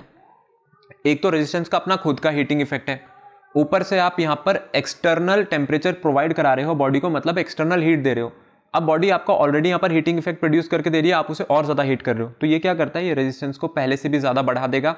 और जो फाइनल पॉइंट है जिस पर आपके पास रेजिस्टेंस डिपेंड करती है वो होता है nature of material of conductor. देखिए अगर मैं ये सारी चीज़ें ना कांस्टेंट कर दूं, मैं बोलता हूँ कि हम लोग टेम्परेचर चेंज नहीं कर रहे हैं, टेम्परेचर आपके पास कांस्टेंट रहेगा, और मैं आपके पास 4 अलग अलग मटेरियल की वायर लेकर के आया, लेकिन उनके लेंथ और एरिया ऑफ क्रॉस सेक्शन बराबर है, तो क्या अब इन सबकी रेजिस्टेंस भी बराबर हो जाएगी? तो देखिए नहीं, रेजिस्टेंस यहाँ पर बराबर नहीं हो सकती है, क्योंकि जो नेचर ऑफ मटीरियल है वो सभी का डिफरेंट है। एल्यूमिनियम की अपनी कुछ और रेजिस्टेंस होगी, कॉपर की कुछ और, सिल्वर की कुछ और आयरन की कुछ और। तो इसीलिए जो सिल्वर है, सिल्वर आपका बेस्ट कंडक्टर माना जाता है। अगर मैं चारों वायर में सिलेक्ट करूँ कि मेरे को कौन सा बेस्ट कंडक्टर मिलेगा यहाँ पर देखने को, तो वो सिल्वर रहेगा। और वहीं पर आपके पास जो अलॉयज़ होते हैं, अलॉयज़ की resistance as compare to metals बहुत ज़्यादा हाई है, मतलब ऑलमोस्ट आपका ये 40 to 60 टाइम्स हाइयर रहती है अलॉयज़ की resistance as compare to metals. फिर इसके बाद अब हमने जो पीछे 3 पॉइंट्स पढ़े थे कि वो डायरेक्टली प्रोपोर्शनल है लेंथ के, इन्वर्सली प्रोपोर्शनल है एरिया के, और डायरेक्टली प्रोपोर्शनल है टेम्परेचर के। हम रेजिस्टेंस को अगर कंबाइन करें तो रेजिस्टेंस डायरेक्टली प्रोपोर्शनल आ रहा है लेंथ के, बट इन्वर्सली प्रोपोर्शनल आ रहा है यहाँ पर एरिया के।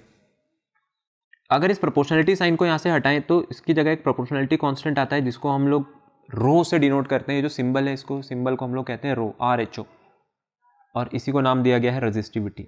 तो आ गई आपके पास एक और नई टर्म, रेजिस्टिविटी को ही हम लोग एक और नाम से जानते हैं जिसका नाम है स्पेसिफिक रेजिस्टेंस। तो ये रेजिस्टिविटी क्या थी? रेजिस्टिविटी का अगर फॉर्मूला बनाए तो रेजिस्टिविटी आपके पास इक्वल आ जाएगी RA/L के। तो बेसिकली जो रेजिस्टेंस डायरेक्टली प्रोपोर्शनल आ रहा था L/A के, वहाँ से हम लोगों ने इसका प्रोपोर्शनलिटी कांस्टेंट हटाया, एक नई टर्म इंट्रोड्यूस करी जिसका नाम है रेजिस्टिविटी। अब थोड़ी सी रेजिस्टिविटी के बारे में बात करें तो सिंबल है इसका रो। SI यूनिट की आ जाएगी। अब SI यूनिट में आपको रटने वाली कोई चीज़ नहीं है। देखिए SI यूनिट आपको बनानी खुद भी बना सकते हैं, आपको फॉर्मूला तो पता ही है। अगर मुझे SI यूनिट बनानी है तो इसके फॉर्मूले में सबसे ऊपर क्या रहा है? इसके फॉर्मूले में आ रहा है रेजिस्टेंस। रेजिस्टेंस की SI यूनिट क्या रहती है? रेजिस्टेंस की SI यूनिट थी आपके पास ओम। फिर उसके बाद आ रहा है एरिया। एरिया की SI यूनिट है मीटर स्क्वायर, और लेंथ की यूनिट क्या रहती है? मीटर। तो हमारे पास जो SI यूनिट निकल करके आ गई वो आ गई ओम मीटर। तो स्पेसिफिक रेजिस्टेंस या फिर रेजिस्टिविटी की SI यूनिट जो होती है वो होती है आपके पास ओम मीटर। अब इस रेजिस्टिविटी का जो टॉपिक है इसको यहाँ पे क्यों लाया गया और रेजिस्टिविटी का टॉपिक की इतनी ज़्यादा इंपॉर्टेंस क्यों है? देखिए जब भी आपको अपने हिसाब से कोई सिलेक्ट करना होगा मटेरियल का या वायर का, तो आप क्या कर सकते हैं कि आपको कैसे पता चलेगा कि मेरे को अगर हीटिंग एलिमेंट बनाना है करंट हीटर का या प्रेस का, या आपको वायर लगानी है अपने घर में, तो आप कौन सा मटेरियल उठा के लाएंगे? इसके लिए आपको हेल्प करेगा रेजिस्टिविटी। आपके स्क्रीन पर एक चार्ट बना हुआ है जिसमें आप सभी मटेरियल्स की रेजिस्टिविटी देख सकते हैं। मैंने यहाँ पर कंडक्टर्स की अगर एक चार्ट की हम लोग बात करें तो सिल्वर की रेजिस्टिविटी आप देखिए 1.6 × 10⁻⁻8 है।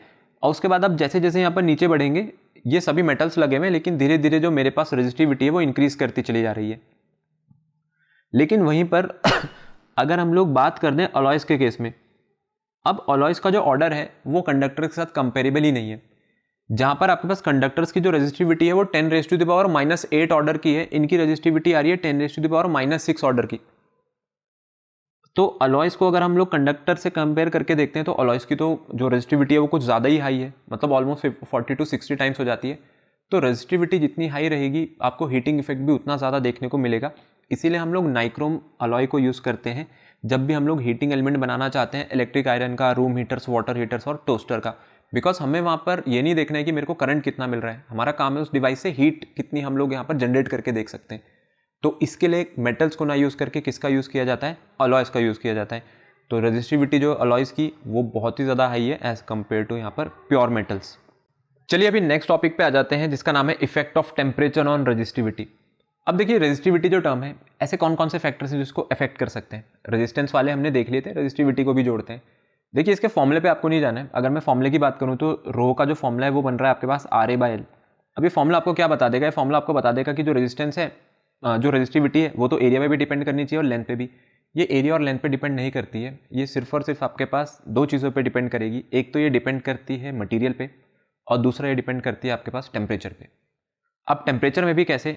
ज़्यादातर हमने ये देखा है कि जो मेटल्स हैं, मेटल्स की जो रेजिस्टिविटी है वो टेम्परेचर इंक्रीज करने के साथ बढ़ती है ज़्यादातर की, ठीक है। कुछ हमारे पास यहाँ पर एक्सेप्शंस भी होते हैं, लेकिन जो टेम्परेचर है, अगर इस टेम्परेचर टर्म को हम लोग जोड़े सुपर कंडक्टर्स के साथ, तो सुपर कंडक्टर्स के साथ क्या होता है कि टेम्परेचर ऑफ द कंडक्टर, अगर हम लोग यहाँ पर ये जो टेम्परेचर है, टेम्परेचर अगर हम लोग बढ़ाते हैं सुपर कंडक्टर्स का, तो उसकी जो रेजिस्टिविटी है वो रेजिस्टिविटी यहाँ पर डिक्रीज करने लग जाती है। तो जो चीज़ कंडक्टर्स के लिए इंक्रीज कर रही है, टेम्परेचर बढ़ाने पर रेजिस्टिविटी इंक्रीज कर रही थी, वही चीज़ सुपर कंडक्टर्स के लिए अगर टेम्परेचर हम लोग बढ़ा रहे हैं तो रेजिस्टिविटी डिक्रीज कर रही है। देखिए सुपर कंडक्टर्स क्या है, सुपर कंडक्टर्स आपके पास वो मेटल्स या वो कंपाउंड्स होते हैं जिनकी रेजिस्टिविटी आप लगभग 0 तक पहुंचा सकते हो, लेकिन उसके लिए आपको एक सर्टेन टेम्परेचर यहाँ पर अचीव करना पड़ेगा। हम लोग कह रहे हैं कि आप टेम्परेचर बढ़ा रहे हो तो रेजिस्टिविटी डिक्रीज कर रही है, ये सुपर कंडक्टर्स की मैं बात कर रहा हूँ। अगर आपने टेम्परेचर बढ़ाया तो उसकी रेजिस्टिविटी डिक्रीज कर रही है, लेकिन ऐसा तो नहीं होगा कि आप इसका इनफाइनाइटली टेम्परेचर बढ़ाते जाओ और उसकी जो रेजिस्टिविटी वो इनफाइनाइटली कम होती जाएगी। एक टेम्परेचर ऐसा आएगा जहां पर उसको अचीव करते ही आपकी जो रेजिस्टिविटी है वो लगभग 0 हो जाएगी। तो उस टेम्परेचर को हम लोग नाम देते हैं क्रिटिकल टेम्परेचर, या फिर इसी को हम लोग ट्रांजिशन टेम्परेचर बोलते हैं, और इन्हीं मटीरियल्स का नाम है सुपर कंडक्टर्स। तो इसी फिनोमिना को हम लोग बोलते हैं सुपर कंडक्टिविटी, जहां पर हमारा काम है रेजिस्टेंस को ऑलमोस्ट 0 कर देना। लेकिन इसके लिए जो मेटल्स हैं, कंपाउंड्स हैं, इसको आपको इसके क्रिटिकल टेम्परेचर तक कूल करना पड़ेगा, तब जाकर के इसकी जो सुपर कंडक्टिविटी है वो आपको यहाँ पर देखने को मिलेगी। अब रेजिस्टर्स की जब बात आई है तो रेजिस्टेंस में आपके पास सबसे पहली चीज़ आती है रेजिस्टेंस का कॉम्बिनेशन। अगर रेजिस्टेंस के कॉम्बिनेशन को समझे तो रेजिस्टेंस को हम लोग 2 तरीके से कंबाइन कर सकते हैं। एक होता है आपके पास सीरीज कॉम्बिनेशन और एक है आपके पास पैरेलल कॉम्बिनेशन। सीरीज कॉम्बिनेशन का मतलब है आपने एक तार ली और इसी वायर में आपने जितने मर्जी चाहे उतने अप्लायंस जोड़ दिए। आपने TV, fridge, AC, fan, light सभी के सभी का कनेक्शन एक ही वायर पे दे दिया। तो इसका मतलब मैं वायर तो एक ही रख रहा हूँ और इसी वायर पे नंबर ऑफ रेजिस्टेंस यहाँ पर लगाता हुआ चल रहा हूँ। तो हम लोग वायर चेंज नहीं करेंगे और एक ही वायर पर मल्टीपल रेजिस्टेंस को लगा देंगे। ये R1, R2, R3 जितने भी लगे हुए हैं ये सभी के सभी एक ही वायर पे लगे हैं। दूसरी चीज़ आती है पैरेलल कॉम्बिनेशन। पैरेलल कॉम्बिनेशन में हम क्या करते हैं, पैरेलल कॉम्बिनेशन का अगर मैं आपको एग्जांपल दूं, इसको हम मान लेते हैं आपकी करंट कैरिंग वायर है सिंगल, जो कि सोर्स से आ रही होगी, बैटरी से आ रही होगी। आपने क्या करा, आपने इसको स्प्लिट कर दिया, आपने बनाए इसके 3 अलग अलग पॉइंट्स। एक वायर से आपने 3 वायर अलग निकाली और 3 कनेक्शन दे दिए। अब एक कनेक्शन पे आपका रेजिस्टेंस R1 चल रहा है और एक कनेक्शन पे आपका रेजिस्टेंस R2 चल रहा है और एक पे R3 चल रहा है। पहले वाले में क्या हुआ, पहले वाले में जो करंट जा रहा था I, वही आगे गया R2 को और वही आगे गया R3 को। लेकिन अगर मैं दूसरे कॉम्बिनेशन की बात करूं जो कि पैरेलल है, जहां से करंट जा रहा है I, ये क्या करेगा, यहां से 3 अलग अलग जंक्शन में बढ़ जाएगा। R1 को I1 जा रहा है, R2 को I2 जा रहा है, R3 को यहां पर I3 करंट जा रहा है। तो जितना करंट जितना करंट आपके पास R1, R2, R3 को मिल रहा था वो सेम रहता है किसमें, सीरीज कॉम्बिनेशन में। पैरेलल कॉम्बिनेशन में ये चीज़ें बदल जाती हैं। पैरेलल कॉम्बिनेशन में जो करंट है, करंट सभी डिवाइसेस को अलग अलग जाता है। अब यहाँ पे ना एक बहुत ज़रूरी चीज़ है कि अगर आप इस डायग्राम पे ध्यान दो, मैंने क्या करा, मैंने R1 के थ्रू I करंट को बोला कि I करंट यहाँ पे एंटर किया और R1 के थ्रू ही I करंट यहाँ से बाहर निकल गया। तो रेजिस्टेंस का काम तो यहाँ पर करंट को रोकना है, और अगर रेजिस्टेंस करंट को रोक रही है तो जितने अमाउंट का करंट इसमें एंटर कर रहा है उतने अमाउंट का करंट यहाँ से बाहर कैसे निकल सकता है। तो क्योंकि रेजिस्टेंस का काम तो यहाँ पे करंट को रोकने का है ना। तो देखिए होता क्या है कि इसके पीछे हम लोग क्या रीज़न देते हैं कि जब करंट जितना एंटर कर रहा है उतना यहाँ पे लीव क्यों कर रहा है, क्योंकि जो इलेक्ट्रिक सर्किट है ये किस पे काम करती है, ये काम करती है यहाँ पर कंजर्वेशन ऑफ चार्ज पे। हमने सबसे पहले शुरुआत में लेक्चर की एक प्रॉपर्टी पढ़ी थी कि जो चार्ज है वो आपके पास सर्किट में कंजर्व्ड रहता है। करंट आपके पास एक सेकेंडरी इफेक्ट है। प्राइमरी इफेक्ट की हम बात करें तो प्राइमरी इफेक्ट आपके पास होता है फ्लो ऑफ चार्ज। जितना भी चार्ज एंटर किया होगा R1 पे उतना ही चार्ज यहाँ पे लीव भी करेगा R1 से। तो चार्ज में तो कोई कमी नहीं आई ना, जितना भी चार्ज एंटर किया उतना ही लीव कर गया। तो इसीलिए हम कहते हैं कि अगर उससे I करंट एंटर करा तो I करंट लीव करा। ऐसा नहीं सोचना है कि जो रेजिस्टेंस है उसका काम तो करंट को रोकने का है, तो ऐसा नहीं हो सकता है कि I यहाँ पर एंटर करे और I यहाँ से लीव कर जाए। इलेक्ट्रिक सर्किट काम करती है कंजर्वेशन ऑफ चार्ज पे, इसलिए ये चीज़ यहाँ पर पॉसिबल है। अब इस सीरीज कॉम्बिनेशन की कहानी को आगे समझते हैं और यहाँ से बना करके देखते हैं कि जो आपके पास टोटल रेजिस्टेंस है वो कितनी निकल करके आती है। अगर मैं सीरीज कॉम्बिनेशन की बात करूँ, आप डायग्राम में देखिए ये तीनों के तीनों रजिस्टर आपके पास सीरीज में लगे हुए हैं, सबको I करंट जा रहा है। तो सीरीज में जो वोल्टेज है, क्या सबको यहाँ पर वोल्टेज भी बराबर मिलेगी? देखिए वोल्टेज सबको बराबर नहीं मिलेगी। ये आपके पास जो R1 है, इस R1 के अक्रॉस में वोल्टेज मान लेता हूँ V1 है, R2 के अक्रॉस वोल्टेज V2 मान लेते हैं और R3 के अक्रॉस हम लोग वोल्टेज V3 मान लेते हैं। करंट सबको बराबर जा रहा होगा, चाहे R1 हो, R2 हो या R3 हो। अगर मैं यहाँ पर V की बात करूँ, जो V की वैल्यू है, V किसकी वैल्यू है कि आपकी बैटरी ने कितना पोटेंशियल डिफरेंस ऑफर किया इस सर्किट में, या कितनी वोल्टेज ऑफर करी, वो V है। और मुझे टोटल वोल्टेज निकालनी है तो मुझे तीनों वोल्टेज को ऐड करना पड़ेगा, which is V1 plus V2 plus V3।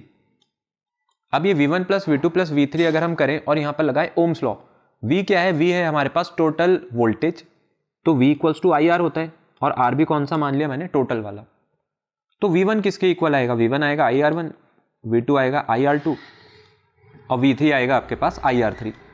तो यहाँ पे जो राइट हैंड साइड है इसमें I कॉमन है, I कॉमन ले लेते हैं और ये बन जाएगा R1 plus R2 plus R3, और लेफ्ट हैंड साइड में हमारा I इंटू टोटल रेजिस्टेंस। ये I से इस I को कैंसिल कर दें तो टोटल रेजिस्टेंस किसके इक्वल आ जाती है यहाँ पर, R1 plus R2 plus R3 के। इसी को हम कहते हैं combination of resistance in series, और ये है इसकी इक्विवेलेंट रेजिस्टेंस जब हम लोगों ने लगाया इसे सीरीज कॉम्बिनेशन में। तो सीरीज कॉम्बिनेशन में आप जितने भी रेजिस्टर्स लगा देंगे, जितनी भी डिवाइसेस लगा देंगे, अगर आपको उसकी रेजिस्टेंस निकालनी है, आप सबको उठा के सीधा सीधा एक सीरीज में ऐड कर दीजिए, आपको इसकी रेजिस्टेंस पता चल जाएगी। अगर मेरे पास 10 लगे होते तो मैं 10 के 10 ऐड कर देता, और ऐसे अगर n लगे होंगे तो आप n तक इसको सो ऑन ऐड करते हुए चल सकते हैं। तो इसको हम लिख सकते हैं कि resistance in series combination equals to R1 plus R2 plus R3 and so on to, ये कहाँ तक जाएगा हमारे पास, Rn तक। जितने भी आपने लगाए होंगे वहां तक आप इसको ऐड कर दीजिए, आपको रेजिस्टेंस पता चल जाएगी। तो पहला सीरीज कॉम्बिनेशन जो था उसकी आपके पास जो इक्विवेलेंट रेजिस्टेंस आ रही है, आप खुद देख सकते हैं कि वो अल्टीमेटली बढ़ करके ही निकल करके आएगी। सीधी सी बात है, अगर मैं 2-2 ओम के 3 रजिस्टर भी लगा दूं ना, तो जो टोटल रेजिस्टेंस है सर्किट की वो 6 ओम हो जाएगी, 2 प्लस 2 प्लस 2। लेकिन इसी को अगर पैरेलल कॉम्बिनेशन में देखें, यहाँ पर कहानी थोड़ी सी बदल जाएगी कि पैरेलल कॉम्बिनेशन में ये चीज़ क्या होती है। देखिए पैरेलल में जो वोल्टेज है ये वोल्टेज स्प्लिट नहीं होती है। अगर आपके सोर्स ने V वोल्टेज दी है तो R2 के अक्रॉस भी V जा रहा है और R1 के अक्रॉस भी V ही वोल्टेज अवेलेबल है, क्योंकि दोनों सेम टर्मिनल्स के अक्रॉस यहाँ पर कनेक्टेड है। तो यहाँ पर V की वैल्यू तो चेंज नहीं हुई, लेकिन जो चीज़ चेंज होती है उसका नाम है करंट। करंट I आ रहा था आपके सोर्स से, R1 को गया I1 करंट, और जो I2 करंट है वो किसको जा रहा है यहाँ पर, R2 को। अगर मैं यहाँ से बात करूँ करंट की, विच इज़ I को हम किसके इक्वल लिख सकते हैं, I को हम लोग लिखेंगे I1 प्लस I2, क्योंकि जो I1 I2 अगर मैं उन दोनों को जोड़ दूं तो वो I की वैल्यू दे देगा आपको टोटल करंट की। और I किसके इक्वल था, I आपके पास इक्वल होता है V बाय R के, और ये कहाँ से आता है, ये आया था ओम्स लॉ से, और इस R को मैं नाम दे देता हूँ, ये है टोटल रेजिस्टेंस। लेकिन जो इंडिविजुअल करंट था I1, इसकी वैल्यू क्या हो जाएगी V बाय R1, और R2 की वैल्यू I2 की वैल्यू क्या हो जाएगी V बाय R2। अब इसमें हम लोगों के पास राइट हैंड साइड में V कॉमन है, तो V कॉमन लेके बचेगा 1 bye R1 plus 1 bye R2। तो यहाँ से अगर हम लोग इस V से V को कैंसिल कर दें तो V से V को कैंसिल करने पे आपको मिल जाएगी टोटल रेजिस्टेंस, और वो किसके इक्वल आ गई, 1 bye R1 plus 1 bye R2। तो ये होता है आपके पास पैरेलल कॉम्बिनेशन। अगर मैं यहाँ से टोटल जो रेजिस्टेंस है इसकी वैल्यू आपको निकाल करके बताऊँ तो इसकी जो टोटल रेजिस्टेंस है वो निकल करके आ जाएगी हमारे पास R1 plus R2, 1 by R की वैल्यू निकालते हैं, 1 बाय R टोटल की वैल्यू हो जाएगी आपके पास R1 plus R2 upon R1 R2। कुछ नहीं किया है, सिर्फ एलसीएम लिया है, तो टोटल रेजिस्टेंस यहाँ से बन गई R1 R2 bye R1 plus R2। ये है आपकी टोटल रेजिस्टेंस जब मैंने 2 रजिस्टर लगाए हुए हैं। आप n लगा दो तो इस फॉर्मूले में आपको कुछ भी चेंज नहीं करना है, फॉर्मूला यही रहेगा 1 bye R1 plus 1 bye R2, और ये कहाँ तक चला जाएगा, so on to 1 by Rn तक। अब आप खुद देखो कि यहाँ पर जो रेजिस्टेंस है ना, टोटल रेजिस्टेंस, वो पहले के मुकाबले जो है वो कम हो जाएगी। इसको अगर हम एक प्रैक्टिकल सिचुएशन लेकर के चलें कि एक सॉल्व ही कर करके देख लेते हैं। मैं 2 रेजिस्टेंस कंसिडर करता हूँ, एक R1 है 2 ओम, एक R2 है, इसको भी 2 ओम मान लेते हैं। अगर मुझे टोटल रेजिस्टेंस निकालनी है पैरेलल की, तो 1 by R parallel equals to 1 by 2 plus 1 by 2 करेंगे, तो रेजिस्टेंस इन पैरेलल कॉम्बिनेशन आधा और आधा 1 हो जाएगा, 1 ओम। तो पैरेलल कॉम्बिनेशन के लिए रेजिस्टेंस कितनी निकल करके आ गई, 1 ओम। तो जब मैंने 2 रजिस्टर्स जोड़ दिए यहाँ पर पैरेलल में जो कि 2-2 ओम के थे, उनकी टोटल रेजिस्टेंस 1 ओम आ रही है, जबकि 1 ओम उनकी इंडिविजुअल भी नहीं थी, तो उससे भी कम हो गई। तो ये फायदा है पैरेलल कॉम्बिनेशन का। पैरेलल कॉम्बिनेशन क्या करके देता है आपको, जो ओवरऑल रेजिस्टेंस की वैल्यू है ना, इसको सर्किट में कम करके देगा। इसीलिए हम लोग पैरेलल कॉम्बिनेशन को प्रेफर करते हैं अपने घरों में, जहाँ भी आपको ज़्यादा अप्लाइंसेस चलाने हैं, कुछ हैवी अप्लाइंसेस चलाने हैं, तो वहाँ पर आप पैरेलल कॉम्बिनेशन यूज़ करोगे, ना कि सीरीज कॉम्बिनेशन, जिसकी अभी हम आगे इस चैप्टर में बात करेंगे। अभी आने वाला है आपके पास वो टॉपिक। तो जैसे मैंने बात करी थी कि डोमेस्टिक इलेक्ट्रिक सर्किट्स में हम लोग पैरेलल कॉम्बिनेशन यूज़ कर सकते हैं। आप स्क्रीन पे देखिए कि यहाँ पर ना 2 एग्जाम्पल आपको दिए गए हैं। अब ये जो पहला वाला एग्जाम्पल है, ये पहला वाला एग्जाम्पल है हमारे पास सीरीज कॉम्बिनेशन का, और जो दूसरा वाला एग्जाम्पल है आपके पास ये है पैरेलल कॉम्बिनेशन का। अभी जो सीरीज कॉम्बिनेशन है, सीरीज कॉम्बिनेशन में आप देखिए कि मैं वायर चेंज नहीं कर रहा हूँ, मेरे पास एक ही वायर है और इसी वायर से मल्टीपल बल्ब्स मैंने लगाए हुए हैं। जैसे दिवाली में हम लोग लड़ी लगाते हैं जिसमें बहुत सारे छोटे छोटे एलईडी बल्ब्स लगे होते हैं, तो वायर तो एक ही होती है, आपने एक ही वायर में कई सारे बल्ब जोड़ दिए। अब आपको क्या करना है, ले जाकर के बस उसको स्विच में लगाना है, उसके बाद आपकी वो जो लड़ी है वो जलने लग जाएगी। तो एक ही वायर पे आपने मल्टीपल डिवाइसेस के कनेक्शन दे दिए, इसको कहते हैं सीरीज कॉम्बिनेशन। एक एक बल्ब एक दूसरे के बाद लगा हुआ है और ये बना रहा है आपका सीरीज कॉम्बिनेशन, क्योंकि हम वायर चेंज नहीं कर रहे हैं। दूसरा जो आपके पास बना हुआ है डायग्राम, ये है पैरेलल कॉम्बिनेशन। पैरेलल कॉम्बिनेशन में आप देखिए कि ये जो मेरे पास मेन वायर जा रही है जो कि लाइव वायर है, इससे मैंने अलग अलग वायर्स निकाले हुए हैं। तो एक वायर ऐसी थी जो कि आपकी सोर्स से आ रही है जिसके पास यहाँ पर करंट है, उससे मैं अलग अलग वायर्स निकाल करके अलग अलग डिवाइसेस को सप्लाई दे रहा हूँ। तो ये बना रखा है यहाँ पर हमने सीरीज, ये बना रखा है हम लोगों ने यहाँ पे पैरेलल कॉम्बिनेशन।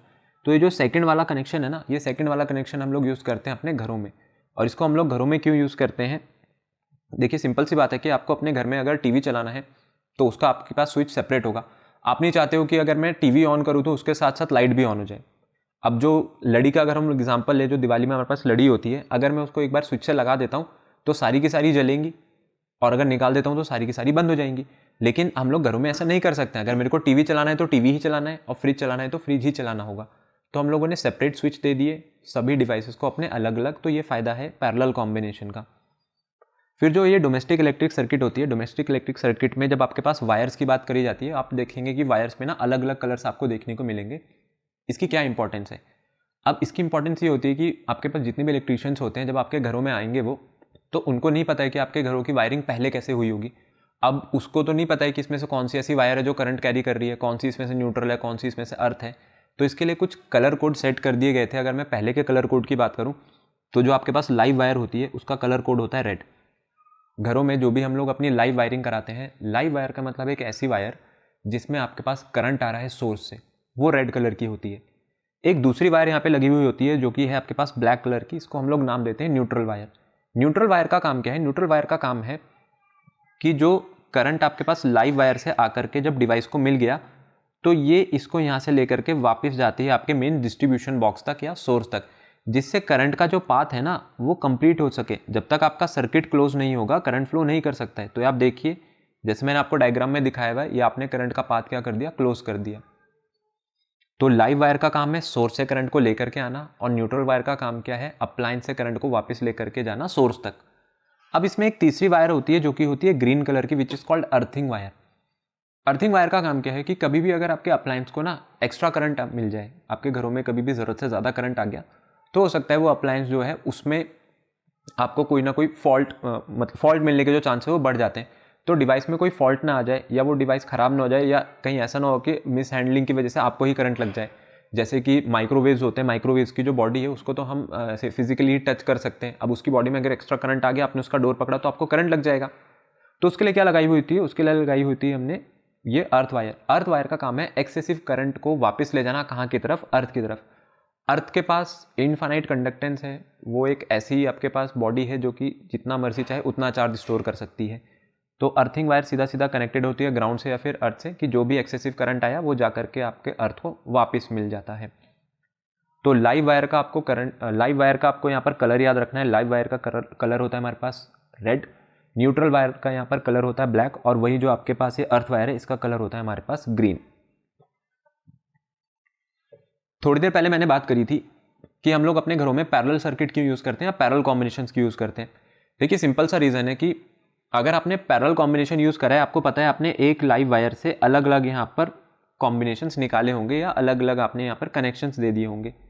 होता क्या है, फॉर एग्जांपल मैं आपको बोलता हूँ, ये मैं 3 डिवाइसेस लेता हूँ, ठीक है। ये मेरे पास लाइव वायर थे जिससे आई करंट आया, मैंने इससे I1, I2, I3 3 जंक्शन में स्प्लिट कर दिया और तीनों डिवाइसेस को अलग अलग करंट जा रहा है। एक मैंने फ़ैन लगाया हुआ है, एक मैं टीवी चला रहा हूँ और एक से मैं चला रहा हूँ AC। किसी कारण से क्या होता है कि आपके पास ये जो फ़ैन है ये मेरा ख़राब हो जाता है, ठीक है। अब फ़ैन में अगर डिफेक्ट आ गया तो फ़ैन में डिफेक्ट आने की वजह से क्या होगा कि ये जो वायर इससे आगे निकल करके जा रही है इन सभी डिवाइसेस से, करंट का पाथ तो यहाँ से इनकम्प्लीट हो गया। तो अब अगर मेरा फैन नहीं चलेगा तो क्या इसकी वजह से ये टीवी और एसी भी चलना बंद कर देंगे? नहीं, टीवी और एसी आपके बराबर काम करते रहेंगे। क्यों? क्योंकि टीवी और एसी का कनेक्शन उस वायर से है ही नहीं जिससे आपका फैन चल रहा था। लेकिन यही चीज अगर आप सोचिए, आपने क्या करा होता, आपने सीरीज कॉम्बिनेशन लगाया होता। पहले आपने फैन लगाया हुआ है, फिर आपने इसके बाद टीवी लगाई हुई है, और इसके बाद आप इसी वायर से एसी भी चला रहे हैं। अब आपका जो फैन है इसमें फॉल्ट आ गया, और फैन में अगर फॉल्ट आ गया तो इसको करंट मिलना बंद हो जाएगा, तो आपकी सर्किट तो ब्रेक हो गई ना यहाँ पे। और सर्किट ब्रेक हो गई तो ये जो आई करंट जा रहा है, ये आई करंट फैन के बाद आगे ही नहीं बढ़ पाएगा। तो अब ना आपका टीवी चलेगा और ना आपका एसी चलेगा। तो भाई देखो, फैन से तो गए और टीवी और एसी से भी गए। पैरेलल सर्किट में अगर आप करंट स्प्लिट कर सकते हो ना, इसकी दूसरी एडवांटेज की हम बात करें, अगर आप देखिए कि यहाँ पर हम सबको अलग अलग करंट दे रहे हैं, तो क्यों दे पा रहे हैं? हमने इनके स्विच भी तो अलग अलग लगाए हैं। तो आप सभी स्विचेस को सेम टाइम पे आपको ऑन करने की जरूरत नहीं है। जब आपको टीवी चलाना है आप टीवी को ऑन कीजिए, आपको फैन चलाना है आप फैन ऑन कीजिए, आपको एसी चलाना है आप एसी ऑन कीजिए। सीरीज में ऐसा कुछ है नहीं। सीरीज में आपको क्या करना पड़ेगा? सीरीज में तो आपने एक ही स्विच दिया होगा ना यहाँ पे पहले। अब यहाँ पे जो आपने स्विच ऑन करा तो फैन टीवी एसी तीनों एक साथ चल जाएंगे, और बंद किया तो तीनों एक साथ बंद हो जाएंगे। उससे भी बड़ी प्रॉब्लम ये होती है कि जब आप पैरेलल कॉम्बिनेशन में होते हो, पैरेलल कॉम्बिनेशन में जो वोल्टेज है वो सभी डिवाइसेस को बराबर मिल रहा होता है। हमारे घरों में जितने भी डिवाइसेस लगे हुए होते हैं उनको लगभग 220 वोल्ट चाहिए होती है। तो आप सीरीज कॉम्बिनेशन में जाओगे ना, जब हमने अभी रेजिस्टेंस के कॉम्बिनेशन की बात करी थी, हमने बोला था सीरीज में वोल्टेज कभी भी बराबर नहीं रहती है, वोल्टेज स्प्लिट हो जाता है। तो आपके एसी को 220 वोल्ट चाहिए, उसको 220 वोल्ट नहीं मिल रहा होगा, ठीक है। आपके टीवी को 220 चाहिए, उसको भी नहीं मिल पाएगा क्योंकि आपने सीरीज में लगा दिए। पैरेलल में ये चीज़ पॉसिबल है क्योंकि पैरेलल में हमारे पास जो वोल्टेज है वो सभी को बराबर मिलती है, और वोल्टेज सभी डिवाइसेस के अक्रॉस सेम रहती है। और कोई आपका एक डिवाइस अगर खराब भी हो जाए तो खराब होने की वजह से क्या होता है, बाकी जो है वो चलते रहते हैं। सीरीज में क्या हो रहा है, सीरीज में आप एक ही वायर से कई सारे कनेक्शन करके दे रहे हो, तो इससे क्या हो रहा है, इससे आपकी जो सर्किट है ना वो ओवरलोड हो जाएगी क्योंकि आपने एक ही वायर पर इतने सारे हैवी डिवाइसेस जोड़ दिए हैं। लेकिन जो पैरेलल कॉम्बिनेशन होता है, पैरेलल कॉम्बिनेशन में आप देखिए कि जो मेरे पास मेन वायर थी उससे मैंने 3 अलग अलग वायर निकाली है। ये आपकी सर्किट को ओवरलोडिंग से बचाता है, और मेरे पास जो ओवरऑल रेजिस्टेंस है ना सर्किट की वो कम निकल करके आएगी अब पैरेलल में, जो कि हम पहले ही देख चुके हैं। सीरीज में तो ये बढ़ जाती है, 2 और 2 4 ओम होगा, लेकिन पैरेलल के लिए 2 और 2 1 हो जाएगा। तो ये फायदा है पैरेलल कॉम्बिनेशन का। और जहां रेजिस्टेंस कम हो गई वहां हीटिंग इफेक्ट भी कम हो जाएगा, और वहां सर्किट पे ओवरलोडिंग होने के बाद जो शॉर्ट सर्किट के चांसेस है ना वो भी कम हो जाते हैं। फिर इसके बाद अब हम आ जाते हैं इलेक्ट्रिक पावर पे। देखिए इलेक्ट्रिक पावर क्या है, अगर पावर के हम लोग एक बिल्कुल बेसिक फॉर्मूले की बात करें, पावर का जो बेसिक फॉर्मूला है, पावर का बेसिक फॉर्मूला आपके पास क्या होता है कि कितना वर्क डन किया आपने किसी पर्टिकुलर टाइम में, या वर्क डन पर unit time is known as power. और इलेक्ट्रिक पावर क्या होगी, इलेक्ट्रिक पावर का मतलब है आप कितना इलेक्ट्रिक वर्क डन कर रहे हो पर यूनिट टाइम, उसको हम लोग बोल देंगे इलेक्ट्रिक पावर। अभी जो W है या जो वर्क डन है, इसको अगर हम लोग पोटेंशियल के फॉर्मूले से निकालें, पोटेंशियल इलेक्ट्रिक पोटेंशियल इक्वल होता था W/Q के, तो W किसके इक्वल आ गया, V/Q के। अगर हम लोग इसे पुट करें यहाँ पे W की जगह, तो हम V/Q पुट कर सकते हैं, और T तो यहाँ पे पहले ही है।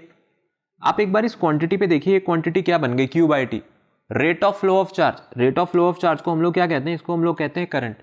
तो इलेक्ट्रिक पावर का आपके पास फॉर्मूला क्या आ गया, VI, P=VI। तो power equals to voltage into current, तो P=VI होता है आपके पास इसका बेस फॉर्मूला, किसका, इलेक्ट्रिक पावर का। देखिए अभी जो बेस फॉर्मूला आया है ना, आप इससे कई अलग अलग फॉर्मूले बना सकते हैं। कैसे, मैं आपको बता देता हूँ। इसको हम नोट कर लेते हैं, आपके पास पहला फॉर्मूला है। अगर आपको इससे दूसरा फॉर्मूला बनाना है ना, V किसके इक्वल होता है, IR के, किसने बताया था, ओम्स लॉ ने। V की जगह आप IR पुट कर दो, तो P किसके इक्वल आ जाएगा, I²R के। अब ये आ गया आपके पास दूसरा फॉर्मूला। ऐसा नहीं है कि आपको सारे रटने हैं और ये कोई अलग चीज़ है, आप अपना बेस फॉर्मूला याद रखो, P=VI, आप सारे फॉर्मूले खुद बना लोगे। तीसरी चीज़ हमारे पास जो थी P=VI में, अब मैं I को चेंज कर दूं, I को हम लोग क्या लिख सकते हैं, V/R। तो P=V/I की जगह लिख देंगे V/R, तो P किसके इक्वल आ जाएगा, V²/R के। तो आपके पास एक और फॉर्मूला आ गया पावर का। तो ये हैं 3 फॉर्मूले इलेक्ट्रिकल पावर के, where P=VI, P=I²R and P=V²/R। और पावर की जो यूनिट है, पावर की यूनिट आपको पता है, ऐसा यूनिट हमारे पास पावर की क्या रहती है, इसकी ऐसा यूनिट होती है आपके पास वॉट, डिनोट करते हैं हम लोग इसे कैपिटल W से। अगर कभी भी आपसे पूछ लिया जाए कि 1 वॉट क्या होता है, कि ये जो 1 वॉट की इलेक्ट्रिकल पावर है इसको हम लोग कैसे डिफाइन करेंगे, तो 1 वॉट इलेक्ट्रिकल पावर का मतलब क्या है, आप इस फॉर्मूले में खुद ही देख सकते हैं कि अगर मैं V की वैल्यू भी 1 कर दूं, I की वैल्यू भी 1 कर दूं, तो जो पावर इसकी वैल्यू भी तो 1 आएगी। तो जब भी आपका 1 एम्पेयर का करंट फ्लो करेगा, किसी 1 वोल्ट पोटेंशियल डिफरेंस के लिए किसी सर्किट में, तो वो सर्किट की इलेक्ट्रिकल पावर कितनी हो जाएगी, 1 वाट। सो 1 वाट क्या हो सकती है, 1 watt is that electrical power which is consumed when 1 ampere of current is flowing through a circuit when 1 volt of potential difference is connected across the terminals. अब जहां पर पावर आ गई वहां पर आपके पास एक दूसरी टर्म आ जाएगी, एनर्जी।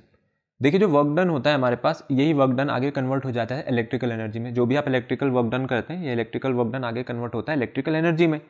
तो अगर हम लोग P की बात करें तो यहाँ से P का फॉर्मूला था VI, ठीक है। और जो बेस फॉर्मूला होता है पावर का बेसिक फॉर्मूला होता है आपके पास W/T। तो एनर्जी, इस वर्क डन को आप क्या कह रहे हो, इस वर्क डन को हम लोग कह रहे हैं कि वर्क डन को आप एनर्जी लिख दो। तो P = E/T भी तो हो सकता है। तो एनर्जी किसके इक्वल हो गई यहाँ से, P × T के।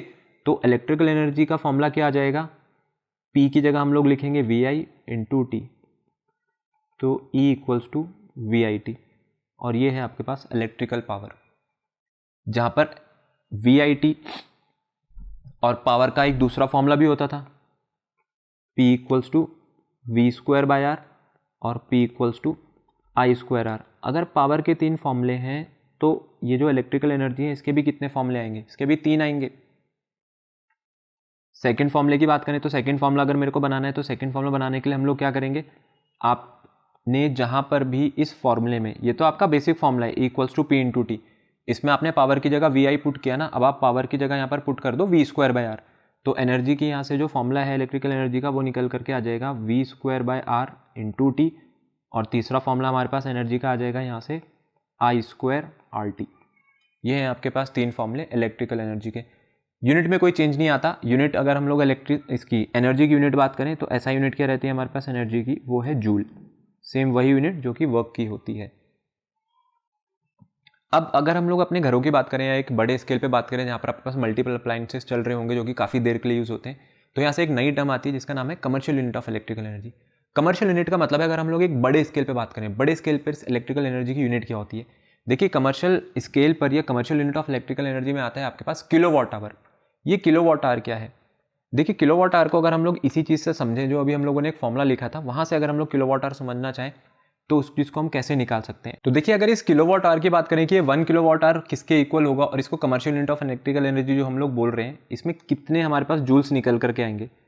तो 1 किलोवाट आवर को अगर हम लोग लिखें तो इस किलोवाट को हम लोग चेंज कर सकते हैं वॉट में, तो ये 1000 वॉट के इक्वल आएगा। और 1 घंटे में कितने सेकंड होते हैं, देखिए मिनट्स भी 60 होते हैं और 1 मिनट में कितने सेकंड है 60, तो मुझे 2 बार 60 से मल्टीप्लाई करना पड़ेगा। अब ये सेकंड में आ गया, तो मेरे पास जो टोटल वैल्यू है इसकी टोटल वैल्यू कितनी बन रही है यहाँ पर 3600 × 1000 और ये आ रहा है वॉट सेकंड। अब ये वॉट सेकंड क्या है, वॉट सेकंड को हम लोग कहते हैं जूल। अब ये मेरे को कैसे पता चला कि इसको जूल कहते हैं, देखिए अगर आप एनर्जी का फॉर्मूला देखेंगे ना, एनर्जी का फॉर्मूला होता है पावर × टाइम।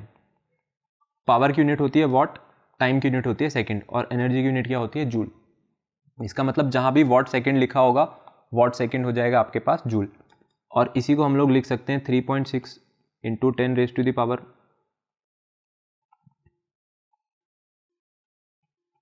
जूल्स। तो 1 kilowatt hour equals to 3.6 × 10⁶ joule. ये है आपके पास किलोवाट आवर और जूल में रिलेशन। और ये जो 1 किलोवाट आवर है, ये 1 किलोवाट आवर क्या होता है आपके पास, इसको हम कहते हैं commercial unit of electrical energy. अब ये 1 किलोवाट आवर क्या है, इसको 1 किलोवाट आवर को समझते हैं। देखो 1 किलोवाट का मतलब है 1000 वाट। अब मेरे पास कोई एक अप्लायंस है जिसकी पावर 1000 वाट है और उसको अगर मैं 1 घंटे के लिए चलाऊं तो मैं क्या मानूंगा कि मेरी इलेक्ट्रिकल एनर्जी यहाँ पर कितनी कंज्यूम हुई है, 1 किलोवाट आवर।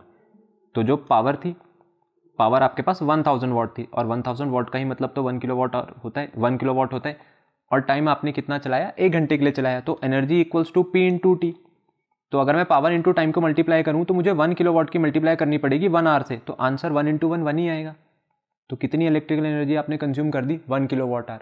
तो किलोवाट आवर को क्यों बनाया गया, किलोवाट आवर जो इलेक्ट्रिकल एनर्जी की यूनिट बनाई है, ये बनाई है कमर्शियल स्केल के लिए, जहां पर आपके पास एनर्जी का कंजम्पशन ज़्यादा हो रहा है। क्योंकि आप जूल में खुद ही देख सकते हैं कि 1 किलोवाट आवर, और ये कोई बड़ी बात नहीं है, 1000 वाट का अप्लायंस 1 घंटे के लिए चलाना बहुत नॉर्मल बात है। तो आप खुद ही देखिए कि ये वैल्यू कितनी बड़ी आ रही थी। ये वैल्यू आपके पास 3.6 × 10⁶ जूल के इक्वल है। तो बार बार इतनी बड़ी वैल्यूज हमें ना लिखनी पड़े, अब हम इसको छोटे टर्म में लिख सकते हैं विच इज किलोवाट आवर। अब ये जो इलेक्ट्रिकल पावर आई है, इस इलेक्ट्रिकल पावर की हम लोग कैलकुलेशन कैसे कर सकते हैं। देखो इसको अभी हमने पीछे एक फॉर्मूला देखा था वहाँ पर कि E equals to power into time होता है, तो इसके 3 फॉर्मूले हम लोग देख चुके हैं। E equals to VIT, E equals to V square by R into T और E equals to I square RT। ये तीनों जो फॉर्मूले हैं, ये तीनों फॉर्मूले के जो डेरिवेशन है वो हम लोग पहले इसमें डिस्कस कर चुके हैं। तो इससे आप क्या कर सकते हो, इससे आप यहाँ पर इलेक्ट्रिक पावर की जो कैलकुलेशन है वो यहाँ पे निकाल सकते हो, क्योंकि अगर आपको एनर्जी पता है तो एनर्जी पता है तो आप पावर भी निकाल दोगे, क्योंकि पावर किसके इक्वल है भाई, पावर तो होता है आपके पास energy upon time which is VI। यहाँ से निकालेंगे तो VI आएगा, यहाँ से निकालेंगे तो V स्क्वायर बाय R आएगी आपकी पावर, और यहाँ से निकालेंगे तो पावर किसके इक्वल आएगी, I स्क्वायर R के। तो ये है कैलकुलेशन ऑफ इलेक्ट्रिक पावर, जो कि सेम चीज़ है, हम लोग ऑलरेडी डिस्कस कर चुके हैं पहले। अब मोस्ट इंपॉर्टेंट चीज़ आ जाते हैं इस चैप्टर पे, जिसका नाम है power voltage rating of electrical appliances. देखो आप जब भी कोई एक नया प्रोडक्ट मार्केट से खरीद के लाते हो ना, जो भी आपके पास इलेक्ट्रिकल अप्लायंसेस होते हैं, अगर आप उसके डब्बे पे देखेंगे पीछे बॉक्स पे, कंपनी ने ना उसकी वोल्टेज और उसकी करंट वहाँ पे मेंशन की हुई होती है। वो क्या करते हैं, वो वहाँ पर उसके पीछे आपको लिख के दे देते हैं कि इस अप्लायंस को कितनी वोल्टेज यहाँ पर मिलनी चाहिए और कितना ये जो करंट है वो विड्रॉ करेगा सर्किट से। वो ऐसा क्यों लिखते हैं, उसकी खासियत ये है कि जो पावर है, पावर किससे मिल करके बनी हुई है, वोल्टेज और करंट से। तो P इक्वल्स टू VI। अगर आपको वोल्टेज पता है और करंट पता है तो आप पावर निकाल दोगे। और या मैं आपको कह दूं कि अगर मैं आपको पावर बता दूं और अगर मैं आपको वोल्टेज बता दूं तो आप करंट बता दोगे कि इसको करंट कितना मिलना चाहिए। तो इसको दोनों ही चीज़ों से समझा जा सकता है, P इक्वल्स टू VI, और वहीं से I किसके इक्वल आ गया, P अपॉन V के। इसलिए कंपनी क्या करती है, कुछ जगह पर वोल्टेज और करंट मेंशन करती है ताकि आप पावर निकाल सको, और कुछ जगह पर क्या मेंशन रहता है, पावर और वोल्टेज। तो मैक्सिमम केसेस में पावर और वोल्टेज आपको पहले ही गिवन होती है, जिससे आपको ये पहले ही पता रहे कि मुझे इस डिवाइस को कितना करंट देना है। इससे ज़्यादा दे देंगे तो जो आपका डिवाइस है वो खराब हो सकता है और शॉर्ट सर्किट वहाँ पर सर्किट में देखने को मिल सकता है। तो अगर किसी भी डिवाइस के ऊपर पावर की, फॉर एग्जांपल मैं आपको बोलता हूँ कि एक हम लोग एग्जांपल लेते हैं, पावर किसी भी डिवाइस का 100 वॉट है और कंपनी ने बोला है आप इसके कितने वोल्ट पे ऑपरेट करोगे, आप इसे ऑपरेट करोगे यहाँ पर 200 वोल्ट पे, फॉर एग्जांपल 200 वोल्ट पे कर रहे हैं, तो इसको कितना करंट मिलना चाहिए P बाई V के अकॉर्डिंग, 100/200। तो जिसके लिए आपके पास ये आंसर कितना आ जाएगा, आपके पास यहाँ से आंसर आ जाएगा 0.5 एम्पेयर। इसका मतलब इस डिवाइस को ना सिर्फ और सिर्फ 0.5 एम्पेयर का ही करंट चाहिए, इससे ऊपर करंट की इसको रिक्वायरमेंट नहीं है। लेकिन इससे ऊपर आ जाए तो क्या होगा, देखिए अगर इससे ऊपर आ जाता है तो जो डिवाइसेस है उनके साथ कंपनी ने यहाँ पर फ्यूज़ दे रखा होता है। वो फ्यूज़ क्या करता है, उस एक्सेसिव करंट के आते ही सर्किट को कट कर देता है, जिससे आपका जो डिवाइस है उसको कोई हार्म ना पहुँचे। तो आपके पास स्क्रीन पर यहाँ पर कुछ डिवाइसेस बने हुए हैं जिन सबके नीचे उनकी इलेक्ट्रिक पावर लिखी हुई है। अब ये पावर जो वोल्टेज रेटिंग है ये क्यों ज़रूरी है, ताकि आप यहाँ पर एक सेफ करंट निकाल सको अपने लिए, जो इस डिवाइस को यहाँ पर आगे मिलना चाहिए।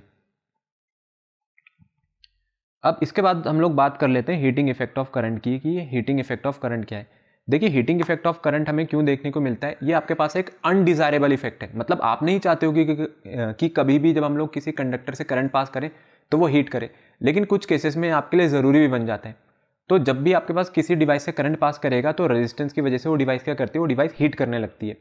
अब अगर मैं बात करूं कि आपके पास कुछ करंट कैरिंग वायर्स हैं जो कि यहाँ पर करंट को कैरी कर रही हैं, तो क्या उसका हीट होना बनता है? नहीं, हम नहीं चाहते हैं कि वो हीट करे।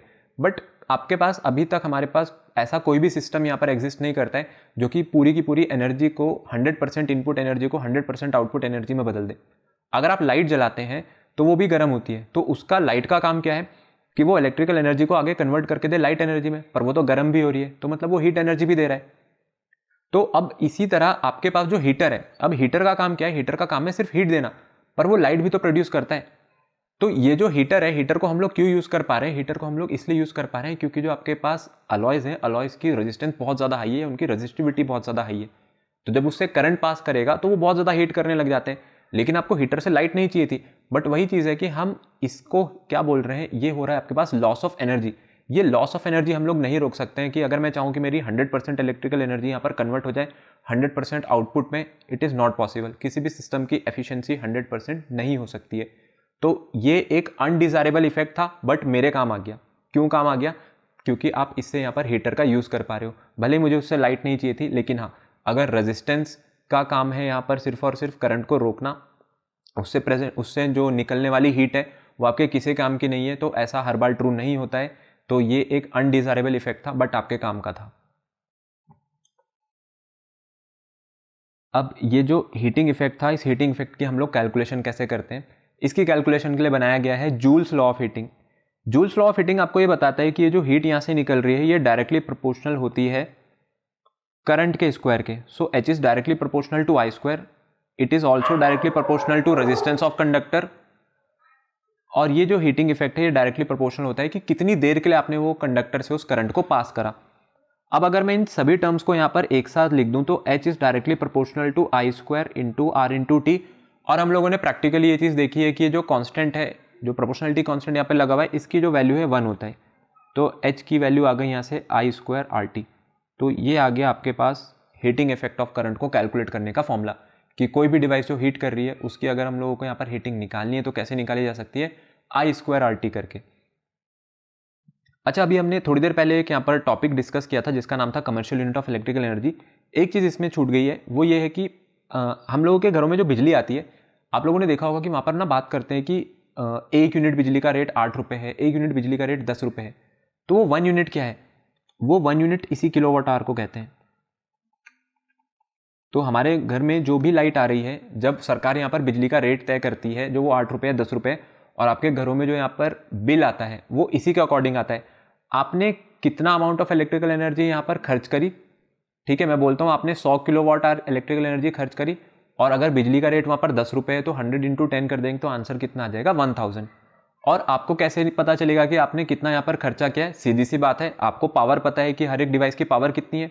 अगर आप 1000 वाट का अप्लायंस चला रहे हो 2 घंटे के लिए, तो अगर आपने 1000 वाट का अप्लायंस चलाया 2 घंटे के लिए, तो 1000 वाट का मतलब है 2 किलोवाट.